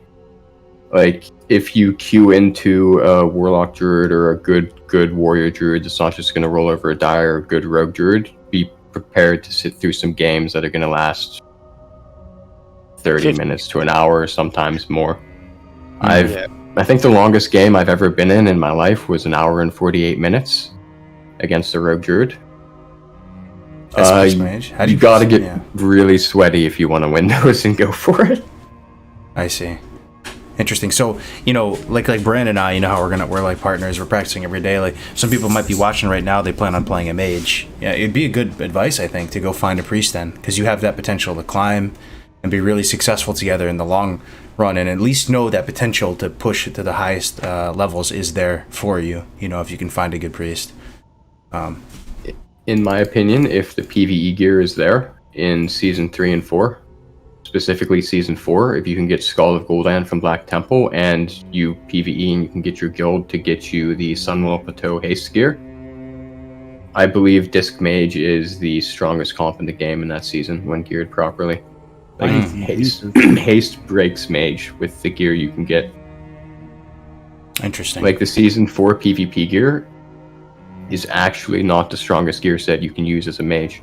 If you get enough Sunwell Plateau gear and you basically use 2-set Brutal and gem the Sunwell Plateau gear resilience in the yellows instead of going haste in the yellows, you can get probably like 100 more haste, same amount of resilience, 300 to 350, and you can be getting over 1200 spell damage. Holy shit. Where the Brutal gear would put you at like 1100. I think I heard this in our last Mage deep dive thing we did with Jigsaw and Riddle. He was saying that mages actually require a lot of PvE gear, or like are more PvE reliant, but also rogues do, right? So rogues and mages are similar. They're kind of like each other's equivalent. Like rogues don't have much resil, folks. Like they skimp out on resil, and I remember when we were pushing just recently on WR, like Brand, I don't know, had like 150 resil or something. Like he was trying to be as aggressive as possible with his itemization. It's because they have so many cooldowns, defensives that they can use. So you put a rogue and a mage together with all that sick PvE gear. Let's talk about glaives. Let's talk about Skull of Gul'dan. Are you talking like? Do you think Rogue Mage could be, rank 1, literally rank 1 double DPS meme, like at the top of the ladder at the end of the game? With that gear, yes. Like the damage Rogue can do, they get damage buff from Sunwell Plateau gear. They get insane weapons. The 4-piece tier 6 for the extra 6% damage is huge as well. If you want to go low enough resil, and with enough armor pen, they just fucking shred. Like, it is absolutely disgusting the amount of damage you will see a rogue do in PvE gear in PvP. it makes RMP like by far one of the offensive strongest comps, and it's going to be near impossible to survive against a good RMP if they can get that kind of gear. I see. You will use your defensive properly, and they will just mow you down. Gotcha. What about you, Instant? What are you rolling for? What are you going for too? Is come the real thing, and what do you see the strongest partners for Fire and PomPyro on that side of things for season 1? Let's start there, maybe. Yeah. Look, Kargoz, Creeks, guys. This game is like 15 years old game, and we're spending time talking about Rogue Mage. Come on, man. Let's break the meta. Let's be creative. Let's do something different, man. Let's just create something big, man. So people, I think if you play Rogue Mage, man, and this is the scenario on the streamers, man, you play Druid and Warrior, man, for 15 years. And people, they just get bored, they want something new, they want these Destro Warwalks, man, they want these PomPyro Mages, they want these Elemental Shamans, and we don't have, we play the same stuff, and that's why I wanted to break something, I decided, no, fuck Frost, man, just go something different, I will probably, if you're a player who is playing Deep Fire, and he's 17 or 16,000 rating, I have more respect than if you're 2K first. I feel you. I mean, there's some truth in what he's saying, dude. He's kind of just spitting how he feels. Like, I mean, I was talking about this the other day. Like, I could go LD like the other locks, right, and find a really good druid, and then but then at the same time, I'd just be like a scuffed Gucci Tazar, and just as opposed to maybe going lock rogue with Brand and trying to do something a little different. Actually, I'm really pleased that you are not doing Lock Druid, man, because Lock Druid, man, yeah, you will be top dog, man. With Lock Druid, you play like 2, 3, 500 games, man, and you get it. But Lock Rogue, man, it's so much more interesting. Here is the CC. The games are quicker, man. You don't want to play games for 50 minutes, man. Frost Mage, Discipline Priest, man, playing against Warrior Druid. They're waiting all game. They're running around for that fear, man. And what they do, they're trying to kill the warrior. And if they kill it, if they not, they wait another fear, man. And this takes ages, man, like 50 minutes. I'm going inside, man, for 20 seconds, everything is gone, man. I lose or I win. That's it. Yeah. I don't spend time, man. And you probably, if you're Lock Druid, you play 3 hours and you do 20 games. Or for 3 hours, I'll probably do 200. It's crazy, man. With PomPyro, I imagine it's literally just lickety split. You just you press the button. Yeah. If target is dead, proceed to go. If target is alive, right click, leave arena. Playing Lock Druid, you kill the Druid, man, and then you lose 2 versus 1. I mean, we lost from you so many times, and you play Lock, and once you kill the partner on the Lock, man, then you need to kill another 2 guys, the fucking pet and the Lock. And you can't kill the pet because, yeah, it's just crazy. So yeah, I'll talk about the tools that I really do in retail, classic TBC. So the season 1, I think PomPyro and Shockadin, it's one of the strongest comp. Why? Now, a lot of people say, what is that? Why this one is strong? Look, man, the Paladin can cleanse poisons. He cleanses curses, Mage, he can dispel curses. So basically, man, if we play against a Lock Druid, say for example, the Shockadin doesn't have resistance, man. His damage is holy, so he can one-shot the pets. He can fear Warwalk's pets. He have fear. Paladins have fear, man. True. They have such an insane burst. They can heal. They can give me freedom. They give me blessing of protection. They're such a supporting class, How come I never played a Shockadin? What even is a Shockadin, bro? Like they literally just holy shock bop somebody. It's like PomPyro kind of like for Paladin. They just they're... Yeah, Shockadin. It's you have a caster gear, and you're basically a caster with crit, and you're playing. Yeah, you're playing until you get the Holy Shock, and then you play with the Aura, which gives you damage on the Retri Aura. So you're basically half Holy and half Retri. But you're playing with Shield, because you don't use 2 hands. So there is no 2 hands with spell. Interesting. So, and this is what the PomPyro needs, man. The PomPyro just need one bubble, man, and just let him free casting, and just getting wild. And I think this will be even better with the deep fire. If you're deep fire mage, man, you have control. And I think if you put some talents on your fireball, so you make it quicker, when you do a fire breath, you have 1.5 seconds, then you can cast a whole fireball. And this fireball will hurt, man, with ignite and then fire blast and blast wave, man. Just imagine the damage is insane. But I think season 1 is where you don't have stats. You know, everyone is on like 7k HP, 8k, and then PomPyro hits like 5. So imagine with the Shockedin, man. And the good stuff in this is if you play double pom, man, yes, you can lose after the pom. If you play double pom and you PomPyro and kill one target, then you can lose 2 versus 1, man. And this is possible, especially against Locke and against Resto Druids. You can lose that, but with Shockedin you never lose, man. With Shockedin, he'll kill you, he'll give you freedom, you can run away. Shockedin PomPyro. Like, people say that all the time that TBC 2s is like very scripted. I kind of understand it, but what they mean now, like once you have just done so many reps that you kind of just have your strat and you know what they're gonna do, like, you know, you just fight a PomPyro Shockedin, like your mind's still like you probably have no idea what to do against that. You know, like you're just like, all right, fuck absolutely. It, just, but that's the thing. That's the thing, because no one is playing something interesting, and when I'm going with stuff like that, and I'm actually killing people, you know, and absolutely, you know, wrecking their rating, and they get mad. But they get mad because they never tried something new. I think you have to try something new, man. Are you gonna go that for season 1? Are you gonna give it a shot? Absolutely, I'm going with my Canadian boy MC Taggart. He's such a nice guy, man. He's the best Shockedin in the world, man. You know, I get poison from Rogue, it's instantly cleansed, you know.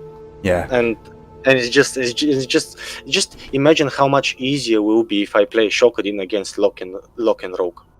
It's interesting. Yeah, I like what you said about the holy damage. I don't know if you caught that, chat. You know, holy damage doesn't really like interact with resistances. There's no holy resist, right? Absolutely. So it'll just like pierce right through all of that, which is pretty interesting, you know, if you're in the log pet and all that. Also, Icy, you mentioned we should do a deep dive with Farkface. You just reminded me, Instacraft sounds just like Farkface, bro. That's crazy to me. I swear they might be from the same country or something. That's crazy. So yeah, and then we go to tools. I will say you can go double pom or PomPyro Shockedin. You can go PomPyro and BM Hunter. Ooh. This one, this shit is crazy, man. Yeah, that sounds kind of crazy. Season 1. The Beastmaster Hunters, they're immune to stuns.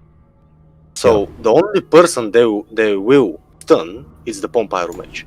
But can you stun a PomPyro Mage, man?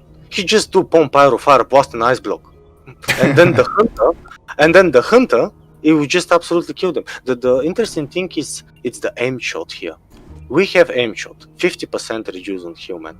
If you can get it off, yeah, it's tough to get that off on a Hunter, but yeah. Yeah, imagine you have PomPyro with million dots also. Yeah. You know, so and the thing is, he just do aim shot. You go PomPyro and focus silence on the healer, man, and the Hunter is just doing the job.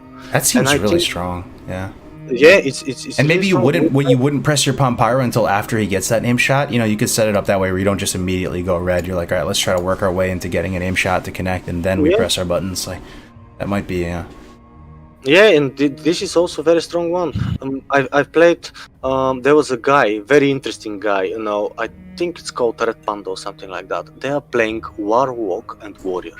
The Warrior is playing with Last Stand, and the Warrior is just the dummy, man. He goes in, he charge you, and he just tank as much as he can. By the other time, the Warlock is just doting everyone, man. And when you think, oh yeah, we got the Warrior, he just pop Last Stand, man, and you're like, what? Another 6k? How am I gonna get this off, you know? And then you die. And this is actually so interesting, you know. And these guys, they were rank 2 or 3 on season 1 in a private server, man. They were top dogs, Warlock and Warrior. I see. But they were so creative, these guys also. So on those, you can actually go PomPyro Pharaoh Druid. It's so strong, man, because the Pharaoh Druid have a million CC, man.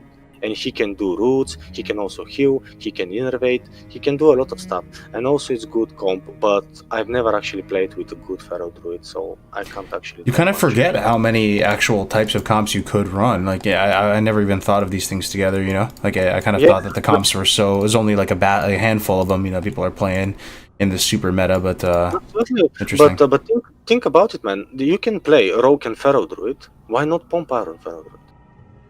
Yeah, more burst. I mean, the Pharaohs do an obscene amount of burst. I think that's like one of their strong suits versus Rogue on the opener. Like, I don't know, something about Pharaohs. They just do so much damage. Yeah, and then you can see that here we're so different with Icy. He's talking about stuff that he's trained for years, and I'm just being creative, man. And on tools, you know, I think you can play a lot of stuff with PomPyro Mage. Yeah, you can play PomPyro Rogue. You know, this is I'm just playing that now, and I'm checking it, and it's actually good. You know, it's working. But I'm not actually good playing with Rogue. On trees, on other hand, man, on trees here, where you can go Gladiator with PomPyro Mage on trees is very strong. I don't know if you watched the Endless Tournament, but they played there was a PomPyro Mage, Destru Lock, and Restu Shaman. And these guys, actually, they went quite high. Just imagine Curse of Elements, 5 stack on Scorch. What will happen with the target? What was the comp in the tournament? I did watch both of them, of the Endless Tournaments. So it's the Destruction Walk, PomPyro Mage, and Restu Shaman. Oh shit, they played that in the tournament? That's crazy. Yes, they played on tournament, and I was so glad that someone is actually playing that because they were so underdogs, man. And they went in and they start winning, man. And everyone was like, how they can win that, you know? And here it's getting, when you have a Roges, man, and they go on the lock. When you're playing on Destruction, you have some kind of a spell which gives you instant Incinerates, right? Flag. Absolutely. Okay. Backlash. Yep. And what's happening if the rogue changing to start killing the lock? They actually kill themselves, so they have to leave the lock free casting. And when you leave this lock free casting, it's getting even nastier. So they don't know what to do against that because it's just so different. And I was watching Jigsaw like 2 days ago. He just got farmed from this comp, man. Interesting, man. He got farmed from this comp. Another comp that I'm really playing, I play this with World Star. It's double PomPyro and Restu Shaman. Oh yeah, you know World Star. Yeah. I saw you playing that on threes actually. You beat us and we lost 30 points. I remember that shit, bro. Yeah, double PomPyro Shaman. Oh my god, that was cancer. Just imagine the Bloodlust and with this pack PomPyro have 100% chance to not get interrupted when you cast Arcane Missiles. So 2 Arcane Missiles from that, you know, and imagine with Bloodlust and all the purges from the Shaman. Yeah, it's so and this is cleaning up that target. You palm them down, yeah. Absolutely. But here it's not about the pom. Yeah, you pom, man. You do damage, but the damage comes after that with all the arcane power and the trinkets on. The damage is actually not coming here with the pom. It's not like in twos. In threes, the damage comes afterward. And if they can't stop you after this, that's it. Interesting. Icy, bro. Give it to me straight though, Icy. You think Pom could actually season 1 be strong? Like more like yeah, season 1 Pom's is it as its strongest? Sorry. Go where you sorry. At its strongest season 1, yeah. Because the target's health bars are lower, PomPyro is still disgustingly high amounts of damage instantly. They'll do like half someone's health, they have lower resil, and that into blanket counterspell, fire blast, like it'll be really easy, or not easy necessarily, but if you get good RNG, you can kill healers really quickly. It's going to be really strong and unforgiving to play against in season 1. Like if you don't vanish to PomPyro on time, if you get stunned by impact and it hits on you, if you don't ice block it, you're basically dead. Like as a mage, Frost Mage, if I queue into a PomPyro Mage, I have to be scared with every Glowbore I cast, because if I ever attempt to cast anything Frost, I get counterspelled on it, I can instantly die in that 8-second lockout. The 8-second lockout before it lets me ice block. So true. So true.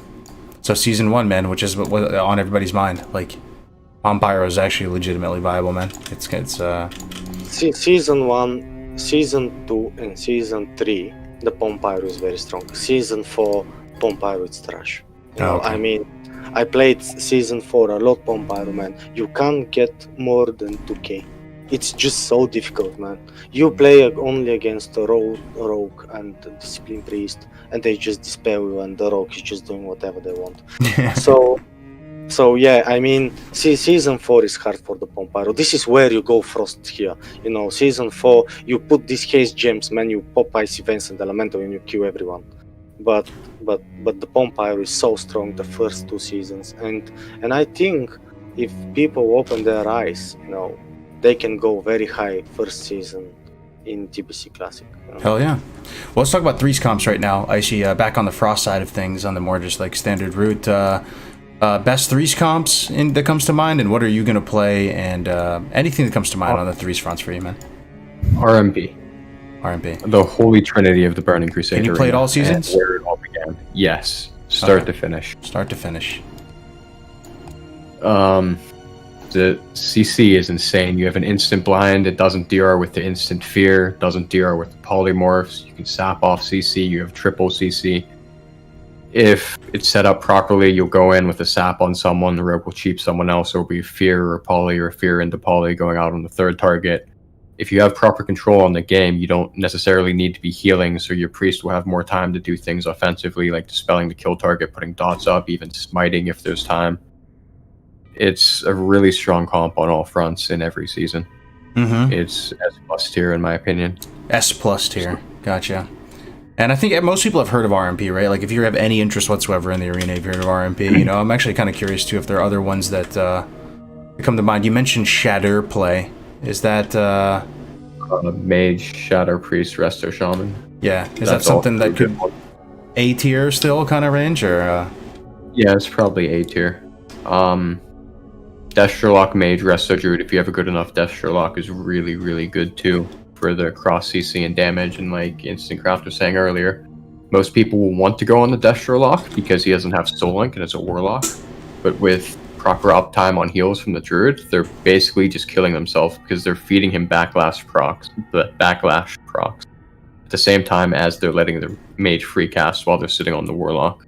And then there's fears going out, there's sheeps going out, and then instant incinerates and shadow bolts while the Mage is going for damage on the kill target is really strong. Okay. You can probably put Ellie Shaman Mage in threes as well, actually, with good Priest. Maybe, probably not Paladin. Priest would be best for that. I feel like that's one I've seen before. Yeah, Ellie Shaman, Frost Mage, and I forgot who the healer is. It might be Priest or something. Priest or a really good Druid would work, I think. But I would prefer the Priest because they're more offensively suited to the Mage's playstyle. And then the SLSL Warlock with a Frost Mage and a Resto Druid, and then also with a Resto Shaman or with a Disc Priest all work as well.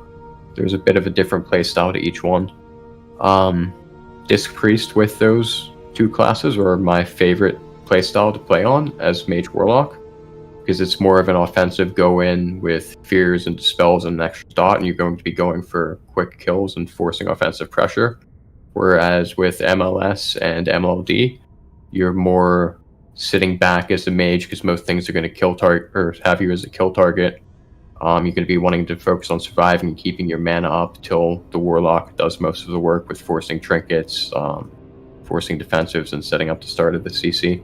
And you're playing more of a slower paced gameplay of CCing and waiting till they blow everything, like all of their cooldowns and defensives, and then you go in for kills. You have to play it more of a Warlock mindset in that comp. Gotcha. Okay, well you mentioned a good amount of comps there for threes, so hopefully there's stuff you can chew on, guys. If you have any questions as well, throw it in the chat, man. We can field specifics. If you have anything. I know one thing you're really passionate about, and then we'll move on to 1v1 matchups / dueling. Instacraft is like, you've run a good amount of triple PomPyro, and I think you mentioned something like Arcane Missile Triangle or something. I don't know if you wanted to have so I was about to say about, like, did you check the email I sent you? I got the video that I downloaded, yes. Yeah, did you also get another email, like, there was a drawing that I've done on Paint about this? Let me see. That's called a magical Arcane Missiles Triangle. and it works only on Nagrand Arena. What the hell is this, dude? Okay, let me see So, if I can get this up here. This is something that you can do only with triple pom, and triple pom on trees is actually very strong. You know, it's there is only a few combs that we are struggle with. One of them is rogue lock priest, and I think that's it. You know, lock warrior druid is actually quite easy for this. I got it up here. Okay, what are we looking at? This is actually crazy. So this is the middle of the map here. This little 1, 2, 3, 4, 5 hectagon or whatever. And oh man, it's crazy. Look at that. So now, this is the pillar in Nagrand Arena. This one in the middle. The pillar in the Grand Arena. You look at the top. The stars are 3 mages. Three mages. Wait, so this is one of the 4 pillars, like in either top left, top right, bottom left, bottom right. Okay. Absolutely, this is one of the 4 pillars. Okay. So where you can hide in Nagrand Arena? Nowhere. Yeah, the pillar. Oh, that's the pillar, man. So basically, what's happening on 3 PomPyro matches? You know, you have to just time it at one time and just kill one target. You know, with good focus CC, you know, silence and polymorph stuff like that. Okay, when you kill one of the targets, then the stars are basically the PomPyro mages. The blue lightning bolt is your enemies. So look, doesn't matter where they go, you can always attach arcane missiles to them. This is the same with the Warwalk drain life, you know. It's the same. Doesn't matter where they hide, man, they can't hide away. So basically, the third mage is going on where is the bottom star, and another 2 mages can hit the target. Can you see the lightning storm? You know. Then if you see the bottom lightning storm, again 2 mages can hit there. So basically, you spread around this, and nothing can hide from you. And when you get close to the target to kill him, one of them just blink out, silence, and you just kill him. So they can't hide.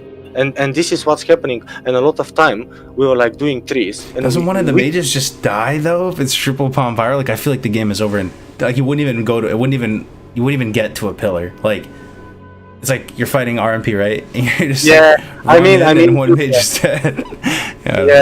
you can hide and stuff. And when you have a rogue, you know, heal CC and stuff like that. But here what's happening, man? When we kill one target, or even we don't kill no one, we can always arcane missiles one of them. Doesn't matter where they hide. And see, this is the arrows is showing that we can rotate around the pillar. So we can go everywhere we want. And we always keep 2 mages on one side and another one is waiting from the other side. So here, the stupid druids, when they start running, man, they can't.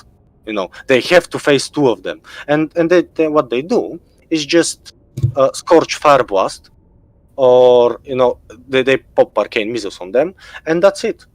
I mean, it's on trees is crazy. We were playing against River, and that's another thing.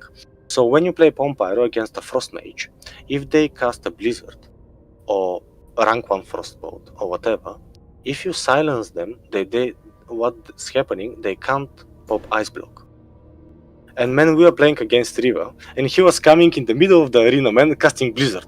And we were like, what the fuck is he doing? We just jump out the mount, silence him, and PomPyro, and we one-shot him. Oh yeah, because you lock him on Frost, like what Icy said, yes. Right? And then you just dump everything into him? Interesting. Yeah. And that's the thing, you know, when you underestimate the Pom, you know, it's getting crazy. And I think in Classic, man, in TBC Classic, everyone will underestimate it, so shout out for all the PomPyros out there, man, guys. Hell yeah, man. I love the passion, dude. I've never seen somebody so passionate about Pom, dude. This is like the Pom spokesman right here. Okay. Sorry, just last thing is, I've sent you a video, you know, and this is when people underestimate the PomPyro. Is this a demonstration of it? Oh shit, I kind of want to see this actually. Hold on. Yes, this is the video. We can load it up on the hour, the minute, and the second I told you, so we can show to them what's going on. 1 hour, 9 minutes, 7 seconds. Are we about to see this in action right now? Okay, stand by. Icy, what do you think of the shenanigans, bro? Give it to me straight. Do you think it can work? It's PomPyro? What do you mean? Do I think it can work? Thinking the triple triangle. You know how scary it is queuing into fucking triple PomPyro Mage, dude? I'd be terrified. How do you keep track of 3 different mages counterspells? When do I ever cast Frost against 3 PomPyro mages? Yeah, absolutely. Like, so you play a class like Resto Shaman into it, or Disc Priest or something that doesn't have like an ice block or a bubble. If all 3 mages are just like in line of sight of you for 1 global, and they all just press their palm macro, and you don't have like grounding totem down. Don't play alone, man. You go not the playing the game anymore, and they just cheese you. I don't know, man. It happens so fast too. So, Kargoz, if you move to the hour and the minute I told you. Yeah. Whatever. Yeah, because this is the beginning, this is like 2 hours. So. Yeah, I'm trying to freaking get it working. Hold on. Technical difficulties. Sorry about this, boys. I might have to cover your beautiful faces for a second. That's okay. But it's all good. it's for the greater good. Okay, so 1 minute or 1 hour, 9 minutes, 7 seconds, right? Yeah. Okay. 1 hour, 9 minutes. Really? All right, it's coming up. So you're someone important there. Man, I'm the only one with. All right. So yeah. So okay, man. Here, but we're then double we go to bomb K, right? against Warrior Druid. Yeah. And you see how patient we are. Let's win this game, man. I love you, man. Ozzy God. It's Ozzy? What the hell? Okay. So here I thought about the slow. Look, we slow, he can't charge. And we're trying to find where is the druid. So that's very important. Is he streaming, if we man? find where is the druid, we can charge bomb him now. straight away Careful. because he don't have hots on him. And Now we here we just try to put the warrior in combat so we don't get charged. See the slow Man, he's again. somewhere here. He Yeah. just He's can't here. do much. But he got hot. And we just trying to find warrior and we cast on him. It's like double mages playing with their toy. A poor warrior, yeah. Get that. See here I fake cast the reflect. By the way, warrior have No, we no opened reflection. here. So the warrior Yeah, can't but get he's any full closer hot, to no? us. Can So you look, go we look now? blink away and stuff. No. And here we just, I Slow. put my focus Okay, to see you don't what's have- going on with Now the we druid. can go warrior. And we look. Now we can go warrior. And look now, he used reflect. Oh Stupid. my god, the Stupidly, damage. and this is. Ah! Let's go. He used reflect for Go nothing. chill. Nice. And here we go, But we up, have the another to silence, do now. and that's it. Fuck. Damn. What to do, man? Just And here I think that was when they're trying to push hard, but you can't do reflect like that. I mean, this is Okay, I'm full evocation. you have to be full evocation. so 26. afraid from us. if you're not. 26, the stuff of nightmares. You're trying to rank 2 PomPyro mages, come along and end your dreams. Minus 26. Oh, no, no, no. Damn, bro. And I mean, you can watch the whole video when you're free, but you can see like people, they just do crazy stuff and they get punished for that. Yeah, that was fun, man. Okay, all right, well, that was sick. Let's talk about 1v1 matchups. We have 22 minutes left. We're actually doing okay on time. Let's see here. So, 1v1 matchups and duelings. Who do I can't like mages, rogues are, at least in my humble opinion, you know, probably some of the strongest duelers, probably the strongest duelers.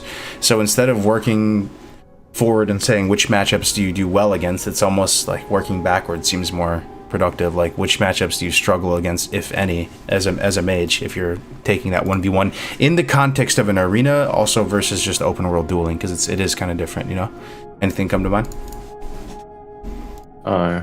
Guess I'll start this off with Frost then. In arena, I think Rogue probably has the advantage, because if they're playing to win, they can just reset and stay in stealth waiting for cloak on end until the mage doesn't have enough cooldowns left to survive it. If you're better than them and they make a mistake, you can beat a good rogue as a mage. In open world dueling, if they're just not sitting in stealth forever and going in, it's a 50-50 skill matchup in my opinion. Like the mage can beat the rogue can beat the mage. It's not exactly a counter matchup. If you're quick enough on your reactions as a mage, you can see a lot of the things the rogues try and do. Rogue will feel like it counters a mage if you just let them like vanish Garrote you on repeat and they don't give you any time to cast. But if you can kind of get used to the flow of the matchup and you can tell when they're going to try and vanish on you, when they're going to try and like use things to get out of your Novas, and you can hit them with Cone of Cold or another Nova or Arcane Explosion, it takes a lot from them if they use their Vanish cooldown there and they don't get anything out of it, because they only have 2 of those and it's super important. And if you can kind of like interrupt what they're trying to do in their game plan, you can come out ahead.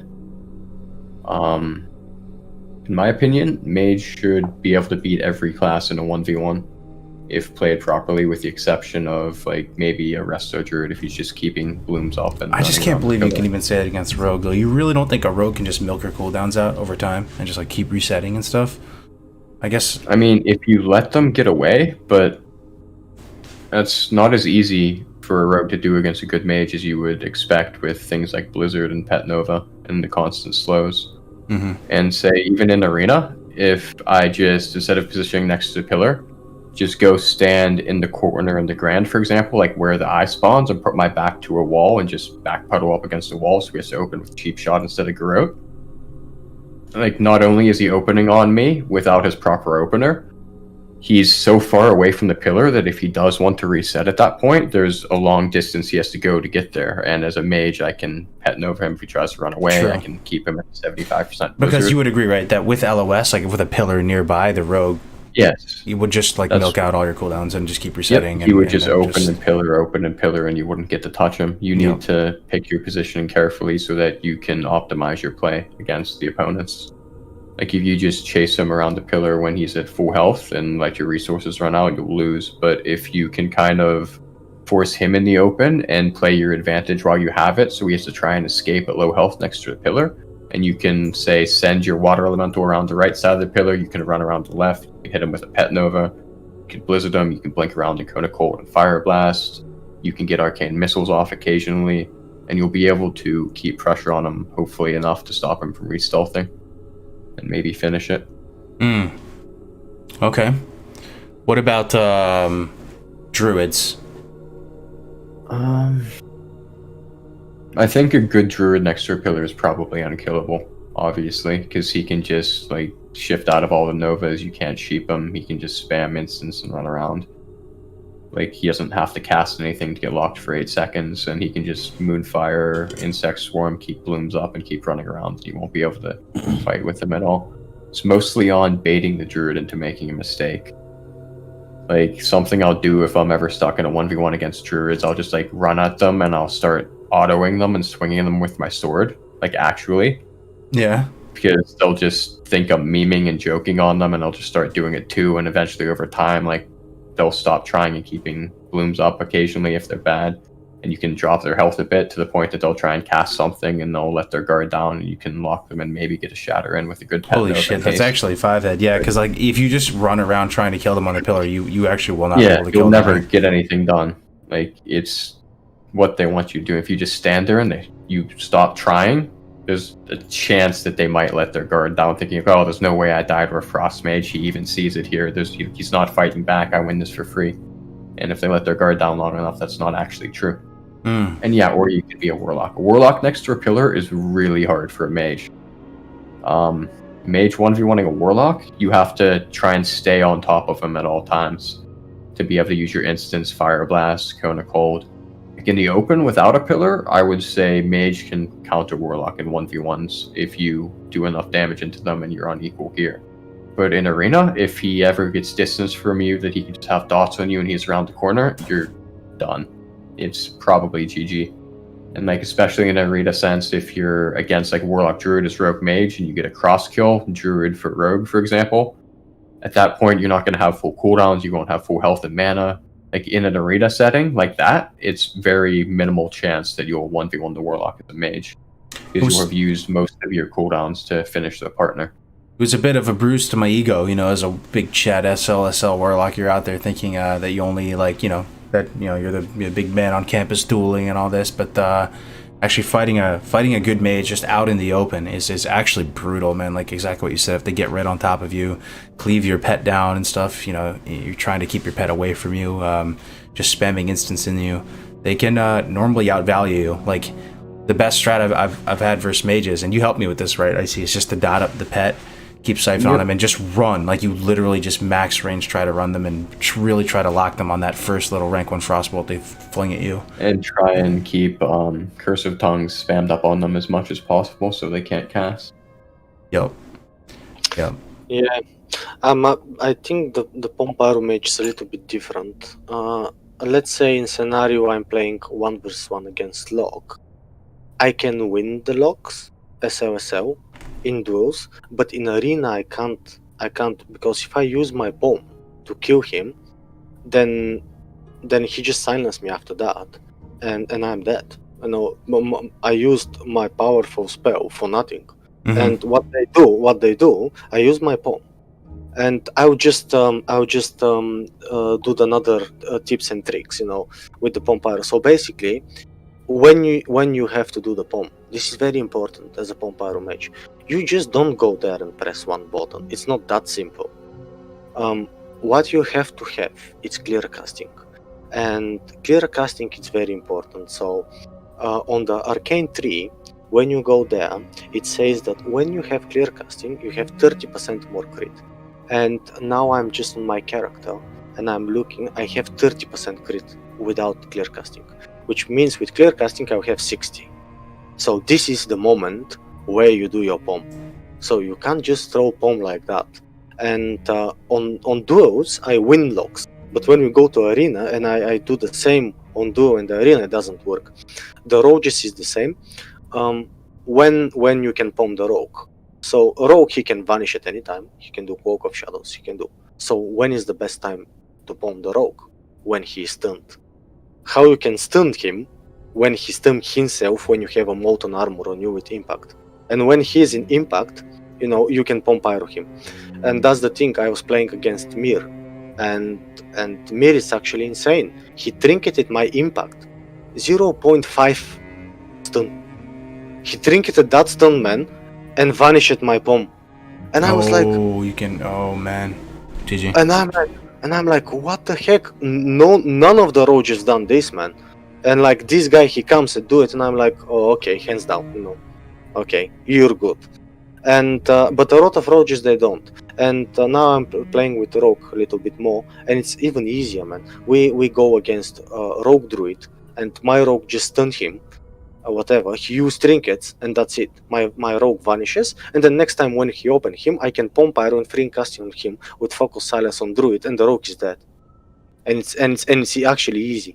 So here on PomPyro side, the tips I can give you: never throw your POM just because you feel like you have to POM. You know, you have to wait the perfect moment for that. Or against locks, you know, the door is opening the arena, you have to spell steal the fucking buff, you know, that they have from Voidwalker. If you PomPyro into this, that's it. It's already over. And another thing, it's about the PomPyro, which is Frost. They're just so OP that they don't need to be that much worried. But for PomPyro, you need to have at least 70 spell penetration. That's the minimum. Why Kargoz I need 70? Do you know why? My understanding is a couple reasons. One for the Fell Hunter resistance bonus, as well as the Shadow Priest. Well, for Warlock it might be different for Mage, right? But there's a Shadow resistance buff that priests give as well. It also accounts for the undead Shadow resistance that they have. Exactly, man. For the fucking Batman. I can't kill this Batman. And here, look, you play Frostman, you have an ice barrier, you can run away, you can slow, you can do stuff. You know, you can summon pet, he can help you. Man, with PomPyro, you don't have time. You have to kill the pet as soon as possible. And that's the thing. What's the worst comp we play? Log Druid. And here, you have to have 90 spell penetration, man, just to kill the pet as quick as possible. When you're playing double POM, yeah, it's possible, you know, and Shocking, it's possible. But I'm playing now with Rogue, man, and I'm like, I'm feeling like I'm healing the pet. I just fake the silence with Scorch and stuff like that, and I still can't kill the pet, man. And this is the worst, man. You somehow kill the pet, he summon you one. And then you're like, you wasted so much mana, resources and stuff like that, and even your rogue helped you to kill the pet, and then you can't do much, you know. And 1 versus 1, it's totally different, and duos it's in the arena, and duos it's totally different. But yeah, the PomPyro, it's very strong, and I think you said about the Resto Druid. I think the PomPyro Mage, it's way more stronger than Frost Mage in 1 versus 1, because you can pull the if the Druid wants to fight you, especially I'm talking about the Nagrand Arena, he have to come in the middle, man, because you are hiding on view. The moment he's out, you just have to see if you have clear casting. This is very important. If you don't have clear casting, you wait. But when you have clear casting, you catch him without HOTS, and this is very important, and it's really good. When you come around 10%, they get cocky, man, and they stop healing themselves. And this is where you can just burst them, you know. With clear casting, you just oh, when you're at 10% health, when they're trying to kill you and you're almost dead. Yeah. Oh, I can see that. Yeah, and they get cocky, and they said, "Oh, why I have to heal myself?" And you just one shot him there, man. And they're like, casting. Because you're saying clear casting not for the mana reduction, for the extra crit that you get. That's got to be a new TBC thing. Yeah. So because you need your PomPyro to crit, is my understanding. Absolutely. I mean, it's not. You need the crit. Why you need the crit? You need the crit for the ignite. Ignite gives you the another dot. So basically, you have to PomPyro in clear casting, and then if you get another clear casting, this is like the dream. Then you get Fire Blast with clear casting, which is crit also, which applies another ignite, and then you have silence, and you can do arcane missiles. Because in this situation, they start running away, but you can't run away from arcane missiles, man. Yeah, true. And that's it. True. All right. So okay, what did we take from this? That Icy thinks mages do well against rogues, and that you can actually outplay them as long as you just prevent them from getting that re, and ideally you choose your fights and you don't fight them by a pillar. If you ask a rogue player, they're probably going to say the opposite, right? They're going to be like, "Oh, Dust Mage is off all day." Like it's that legendary battle, even in classic WoW. And then Warlock, Druid, we talked about a bit. Just trying to think if there's anything else useful to talk about on the 1v1. How do you feel about Mage, Disc fighting each other, duking it out? Because I'm not the best person in the world. Mage would, okay. Mage would win? I actually remember on TR watching Priest win, though. Yeah, that's what I'm saying. I mean, I'm not that good, and I'm keeping up with Mage. Aspect to it though, because Priest has a I believe 15% talent in discipline to resist silences and stuns, and the Mage's counterspell was really, really important in that matchup. And if you would go for a counterspell lockout when the Priest is low and it resists, you'll probably lose that game. Still get to heal themselves back up. You won't have much offensive pressure for another 24 seconds, and you'll be like wasting all of your mana. The Priest has to be real fast with the dispels too, or they're fucked. Yeah. This is how it was looking from my perspective, right? I think I was watching Jigsaw fight some Disc Priests, and he was winning some, but like there was just one that he kept losing to, and they pretty much, too. Eventually the Priest was getting pounded, relentless. There's so much pressure, right? But then eventually he got the heal, and he cast like 3 Flash of Light, and he was full health, and then the Mage just, like that's how it looked, yeah. You basically try and start getting a poly dispel the buffs if they have any, because it makes it easier for you if you can just steal their shields off while they're trying to upkeep and prayer mending. And you'll just pump frostbolts into them with Welly out, and you'll just try and parse as hard as you can to burst their health low enough that they have to cast a heal on a low enough health that you can finish if you get a lockout. And if you don't miss your interrupt, and they're at like under 40% and they're stopped from being able to heal for like 8 seconds, you can kill them there. But you need to really get good at using your counterspell and not use it too early, and you also have to not miss it. And then, of course, as I said earlier, if it resists, then you're just screwed. I see. Yeah, it's a great question, Grix, man. It's a really good one about the Disc Mage matchup for sure. Yeah, I think that the easiest thing you can do is just kite them until you get your cooldown back. And in Arena, you can do that, yeah. Yeah, in Arena you can do that. Just make sure you stack a little bit more food, because this happens to me, man. I was playing 2s and I've done only 10 food. Dude, I make 40 every time. That's your mistake. Yeah, man, I'm playing against Discipline Priest, and we are like, I'm just pumping hard. I go back, reset, and at some point I run out of mana, and I'm going to drink, and I say, shit, I don't have and then man, he won because of that. So yeah, just make sure you stack a little bit more food when you're getting in, you know, especially in a high-rated arena. But yeah, you can kite him, and what I do, I just kite him endlessly until I get Pom.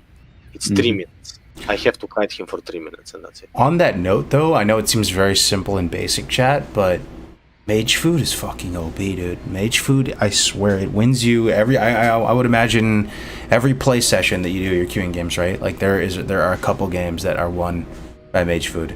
Like, at least that's how it feels from us as like a roguelike queuing into Mage Rogue. Like there will be a few games where they'll just be able to sit down and start eating and get back up to full, and it feels so OP, man. I don't know. I drink every fight as a priest, so yeah, you just CC him out and I can drink full. Yeah. Can I just point out that that's like one of the most underappreciated parts that people don't realize how important it is in Rogue Mage? Just say you go all in, you do everything, your opponent goes all in, and you go for a cross kill. Like the Mage dies, one of the opponents dies. A Rogue with food is probably the strongest 1v1 class in the game. Yeah, it's so true, bro. I agree. So true. It's like, it's a one thing just like 1v1ing a rogue in arena if he was playing with like a warlock or a priest or something and his partner dies. But if he has food, it's pretty much helpless on my end because he can reset to full health as much as he wants if he runs away. So true, Icy. And you reminded me, that is where we feel it. It's when Bran is up against one more rogue, right? And we're like, you know, the rogue mage matchup versus roguelike is like they're trying to kill the lock, and then you kind of like cross kill the mage at the same time, and then it's two rogues, right? And usually the warlock is hoping to get a couple dots on him post cloak, right? And then you can clean it up. But it comes down to rogue v rogue all the time, and the fact that enemy rogue has food is busted. It just feels so bad. Yeah, you hit the that's where you hit the nail on the trinket, blinded, sapped, eat. Yep. Absolutely, man. I agree with you. So true, bro. Okay, let's move into some other stuff too. So macros and add-ons. This is really some meat and potatoes too. Now, if just assume people have never played, you know, TBC PvP. Actually, maybe we don't have to make that assumption. People are pretty sweaty. What super useful macros come to mind as a mage that you wish you had at the beginning of the learning process for mage, if that makes sense? Water elemental macro that has Pet Nova in the same keybind. It's really nice. I'll throw it on the Discord chat so you can post it to the thing if you want to. But it's one button. The first use of the keybind you bind it on summons the water elemental. Second time you hit that same keybind, if Pet Nova is off cooldown, it will try to use the Nova ability. That is really juicy, yeah. That is super juicy, man. Then I guess it's kind of basic, but if we're talking about things I wish I would have known when I first started playing the game, focus counterspell and focus polymorph macros, like focus in general, being able to deal with more than one target at a time. Be targeting a kill target and have someone you want to CC and have a focus frame of them so you can see if they're casting, and having like stop casting in your counterspell macro so that if you're casting a frostbolt, for example, or something, or a polymorph, and some spell comes out that you want to interrupt really quickly, like you see a druid trying to cast a cyclone and you want to snipe and interrupt on it for an 8-second lockout, it would automatically stop your cast with the stop casting in the focus counterspell macro, and it would just counterspell. You know, I was thinking last night, bro. I was in bed, just thinking about WoW. And one thing that is probably useful for all classes, I wish I could do this. I might still do this. Maybe I'm not going to give up on myself. Is making interrupt, like we said, poly, kick, whatever CS or spell lock, whatever you have. Don't even put them on a modifier macro. Don't even put them on like for me it's Q is lock, right? And then control Q is focus lock. Like even get rid of the Q. Like take some of the most high impact binds and use them for focus. Like focus are on the juiciest binds. Like so you're not like how one's in the chat if you use a Naga, right? Just imagine if you put like 1, 2, and 3 as you know, you just dedicated a full row just to your counter spell or something, right? Or your spell lock, and like I don't know, man. I feel like that takes you so far in arena if you can get the comfiest, freaking juiciest focus kick. Focus. Yeah. Sorry. Go ahead. Yeah, yeah, I'd have nothing to add. I see he got it. All the focus macros. I will add. I done it easier for me. So my focus macro is a scroll up, and actually so good for me. Scrolling up, it's probably the quickest thing that you can do. And another thing, I'm playing with a lot of mages, and mages which are not very experienced. And the biggest mistake that I've seen, they don't have a macro for food and water at the same time, so they click them one to each other, and they're like 1 second behind from their food. And a lot of people I've played with, they have this mistake, and I'm saying, oh man, why you don't put them on macro? And they were like, oh yeah man, that's good. And simple things like that people forget. Another thing is you have to have 2 macros for dispelling, man. If you can decurse your partner, this is very important as mage, and especially on trees, man. You have to have a party 1 member and party 2 member, and because here we talk about curse of Dognus, about curse of agony, and this stuff. If you don't have a focus macros for that, for your teammates, this is crucial, especially on the high-rated arenas going 2.2k. You have to have these macros for decursing yourself and decursing your teammates. Yep, it's so true. And I think the natural human instinct is like you already learn how to play your character and you put all the juiciest binds for all your skills, and then you do arena later and you go, okay, let me just like control this or shift this, like. Oh yeah. Man, imagine if you just had it like what you said. Scroll up is focus counterspell. How goddamn juicy that would be. Like this is how you should be thinking, guys. IMO. I don't know, just before you go too deep into the learning process of scuffing your keybinds. Like imagine, and then and my decurse is on 2, man. Yeah, there you go.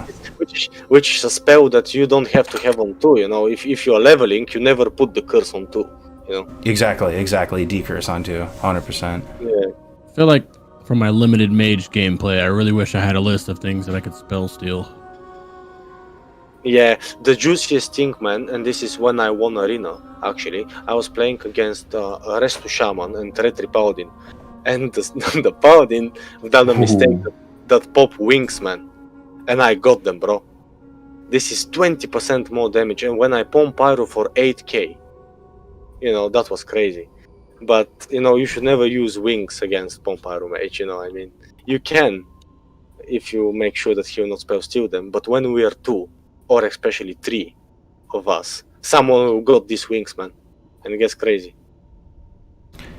My favorite thing about that is when you queue into a less experienced Resto Shaman Ret team, and they not only give you wings, but they give you Bloodlust with it too, and you're just like, thank you. Yeah. Thank you so much. Yeah, spell steal is pretty sick. Takes my damn void shield sometimes. Yeah. When you say take your void shields, I actually laugh when I take the engineering belt. And Kargoz, you have that shit. Don't tell me you took that shit from me, bro. Actually, when locks or shamans they use that, man, I love to spell steal that. It helps me so much. Yep. Yeah, I gotta be careful. Icy did that to me one duel. What about like cold snap macros and stuff? Is there a bunch of cold snap macros and stuff? I wish there was some kind of macro sheet. Maybe you know of one that we could link to people, pin it in the comments or something, or people watching that has just a bunch of mage macros. I have one off the top of my head, but I don't use anything specifically for cold snap. I just have it bound by itself and then just hit the things I want after it quicker. It's always situational, like you don't always want the same thing when you're using cold snap. Like sometimes you'll need the second block quickly, sometimes you'll be using it to get extra haste, sometimes you'll want to get another ice barrier out, so you'll be like, you'll have all your cooldowns used, for example, like you already use Welly and haste, maybe your ice block's down, you'll use an ice barrier, and then you'll be getting bursted, so like cold snap for a quick ice barrier is really good. Reminded me of a tip though, right? I see before I forget. Sorry, I'm gonna cut you off, bro. Like, no, it's okay. Isn't it a good best practice to just snap right after you block? Because then you might you need an ice block later, but you forget. Quicker. Yeah. Not always though. Like it's not always the first thing I want to do. Like in some situations, like I'll always want to do it like quickly after I block, so it's not delaying the cooldown a lot. But sometimes I will want to wait until I get another ice barrier. Like say I come out of a block, but my ice barrier is on like a 2-second cooldown. I want to wait that 2 seconds to get that extra ice barrier rolling before cold snapping. Gotcha. There's just like small things like that that change situationally. Yeah. Well, I'll tell you what, chat. I'll do some research and ask around and try to put together a little list of mage macros, and then I'll put it in the comments or make a little like paste bin to it or something. Just in the interest of time, I'll link it here for people watching after the fact and stuff. And then add-ons. I knew this ahead of time. I could have made one. Yeah. Yeah, I can give you all my macros and stuff like that, especially for POM, because you have for POM, you have to have a specific way to go, so they can actually work. And now Kargoz, I will give you all the stuff. Oh, sick, dude. That'd be huge. Yeah, that would be amazing, dude. Thanks for that. And let's finish, guys. Last thing, then we'll wrap up, is just add-ons. You know, I mean, this is pretty class agnostic, but you know, what add-ons are essential to you to play Arena at the level you want to play it at? I mean, Gladius. That's the first one. Mm-hmm. Without Probably this the most important. Yeah, without this one, I don't know how you can do arenas. And the good stuff in Gladius is that you can right-click the frame and you can set your focus.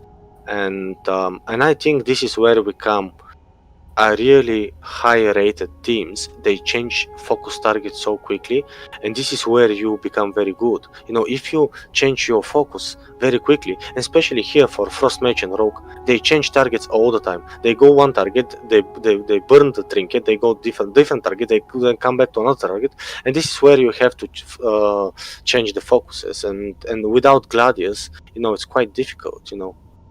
Yeah. My secret sauce focus bind is caps lock. Yo, it means if I ever met whisper you in caps lock, it's not because I'm like screaming at you. It's just because I just had it on from the last game, but that's been a juicy one for me. The old caps lock focus, and then 1, 2, 3 on the Naga mouse to target the different. Yeah. This is, by the way, a good point. You know, I suggest people who is playing World of Warcraft to have a Naga Razor. Yeah, you know? You're so right. I mean, it doesn't have to be that one specifically. Yeah. I mean, as long as you have at least another 3 buttons on it, you know, so it helps a lot. Mm-hmm. Because I'm using my for spell steal and for slow. Yeah. I have 2 buttons on it. What else? I have so many spells on my mouse. It's disgusting. I have blink on scroll wheel up. If I click the scroll wheel, it will dispel myself. If I have I have spell steal on scroll wheel down. Shift plus those 3 scroll wheel functions are focus arena 1, 2, and 3. I have my ice block on a thumb button. I have counterspell and focus counterspell on a thumb button. I have focus polymorph on a thumb button. I have weapon swap for spell pen, offhand, and wand on a thumb button. I have a spirit staff weapon swap on a thumb button. Wrath, it ends up being deep freeze. Having like extra keybinds on a mouse is huge for things that you can just hit really quickly. Like having both counterspell and focus counterspell at the tip of my thumb at all times, no matter what I'm doing with my other hand, really strong. That's what I'm saying, dude. It's so big, man. Yeah, just a shout out for all the mages out there, guys. You have to bind your wand. This is very important. You know? Oh yeah. And especially when you're playing against Rogue, who have Cloak of Shadows and he's on 1 HP, this is the only thing you can do. You can just throw the wand, you know, and wand it. Your wand kind of slaps too, man. It does a couple hundred damage a pop, bro. Like, you know, it's big. Proc cheat death with it too. Yeah, absolutely. Yeah. Going back to add-ons, you know, for me, the one really important add-ons is the one which it's telling you when your friend is like the voice lady, which is telling you when you're feared, when your friend is feared, or when they use sound alerter. Sound alerter, yeah. This is a big one, you know, and I think people should use it also. It helps a lot, especially on battlegrounds, man. You play 10 people there, and the spells are coming from everywhere. And somewhere back there, you listen, soul fire. And you, oh fuck, I have to block. Yep. and stuff like that. So yeah, this one, and I would really love to have a add-on which telling me when I have clear casting. You know why? Recourse. Yeah. I don't know which one is doing that, man. Recourse. It's a Recourse. Oh, okay. It's not really Recourse are kind of hard to get made correctly for private servers, but they'll be everywhere for TBC Classic. TBC, right? Probably one They to have tell you websites with all of them on there, bro. It's crazy. when to ice block a coil or something too. All types of ones, I would bet. Absolutely, man. I'm looking forward for this one. Because you can't imagine how much focus I put to hear the noise from clear casting when it pops, so I know I can do POM. And I'm looking into the corner all the time just to see this clear casting up.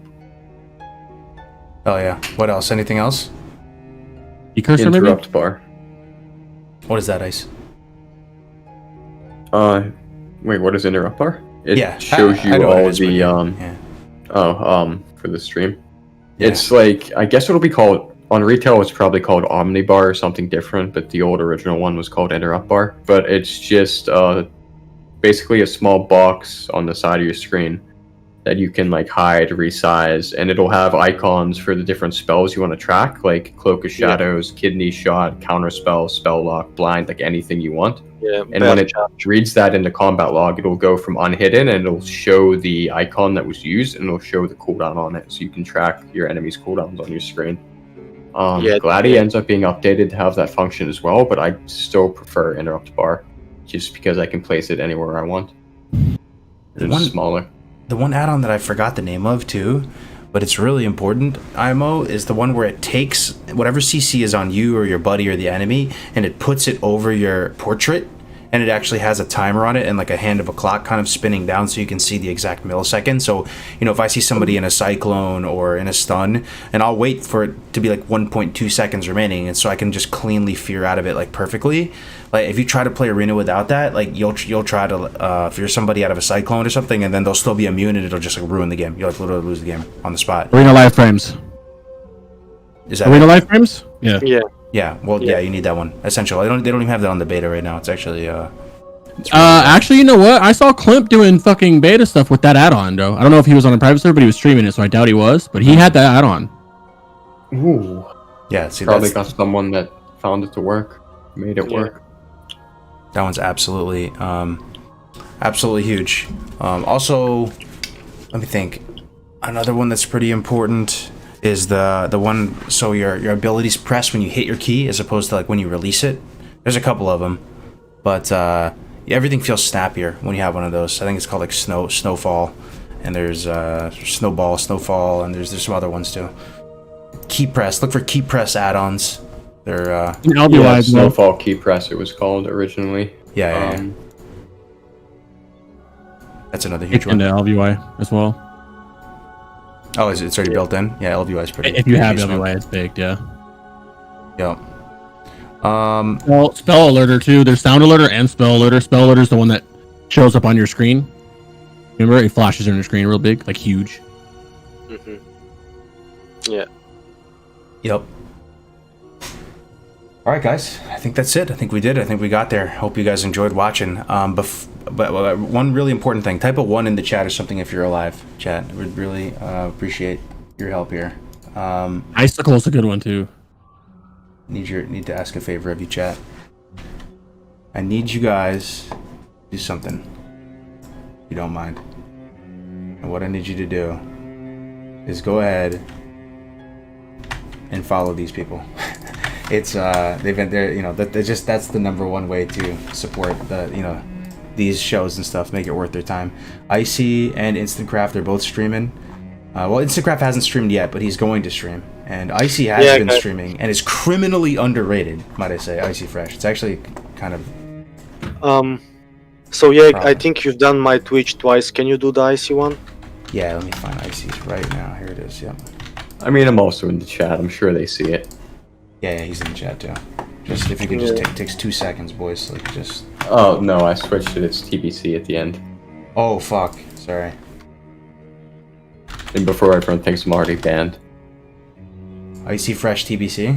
You took out the 420, bro, to become more family friendly. Come on, man! I gotta be sponsor appropriate. True. Icy Fresh 420 rebranded Icy Fresh TBC. That's hilarious. Okay. There it is, boys. If you could just be so kind, throw them a follow, man. Make it worth their time.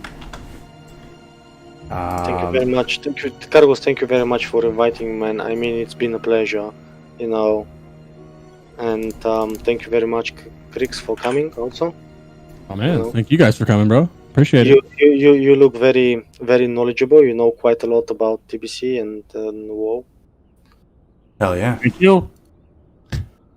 No, guys, I mean, TBC PvP is really exciting. It's really fun, and I hope people don't sleep on it. You know, like we can make it a thing, make it exciting, do tournaments, do events, show people why it's fun, get people into it. It's gonna be so exciting, man. Yeah. TBC's where the arena esport aspect of this game all began when they released Arena. Like, it all started here, and if they're doing Wrath after this, they're probably gonna do it again. Yep. I can see it rising up into hype again when everyone wants to play Arena. Yeah, me too, man. No flame at Blizzard, like, the beta's really scuffed at the moment, but still there's so many people on playing the beta just because they're hyped to try TBC Arena, even if it's only skirmishes, even if people are like in blue gear without resilience, there's still constant arena queues going on the beta, and like so many new faces flooding into the scene. Looks great. Absolutely. I mean, I'll tell you what, too, the beta was kind of dead, sort of, or like not super popping, and then they released this the PvP phase. I guess it started to come back with the raiding phase, though, right? That was pretty hype, killing mags and all that. That was pretty sick. But you know, the PvP has revitalized it. Now people are foaming from the mouth for keys again, and people are really trying to get in. It's gonna be great, guys. So Icy, are you gonna stream? Man, we can toss the host over there. People can see you in action. He just got into the beta. I just finished setting up the rest of my UI. I don't quite have add-ons yet, and I don't know who I'm gonna queue with. I could do some. I can turn it on. Why not? Yeah, bro. Do it up, man. Do some skirmishes. We'll host. I'll get follow queue like we do. Yep. Chris, why didn't you go to sleep before? We could be doing Priest Mage right now, man. Because I was streaming. I'm down to do 48-hour stream. I'm down to do something if you want. I'm not gonna stream it though. I was just memeing with you, dude. You can get some sleep. You look tired. Thank you. This Red Bull gave me another 30 minutes. Rick's the real hero, staying awake after the 24-hour stream, making it to the Dark Portal. You'll love to see it. Okay. So, guys, over on YouTube, that link to Icy Fresh TBC, he will be streaming after this. We're going to host him if you want to keep the party going and watch some of this Mage in action, this Mage talk in action. We're going to wrap it up here, folks. Hope you enjoyed it. And we'll see you next time on the next episode of the Dark Portal. Any final words, boys? Yeah, I would like to thanks to everyone who supported me in all the private servers, and now all see you in Classic TBC, guys. Hell yeah. I just want to thank you again, Kargoz and Krix, for having us on. This was a great opportunity. It was really fun. I enjoyed the conversation, and looking forward to all the TBC hype. Same here, brother. Krix, anything with you? Want to shout out the guild maybe on Herod? You... We love you. Okay. All right. That's the chat, by the way. Not to you, Kargoz. Yeah. I love you too, but I love chat more. Yeah. We'll catch you later, guys. Thanks for watching. Take care.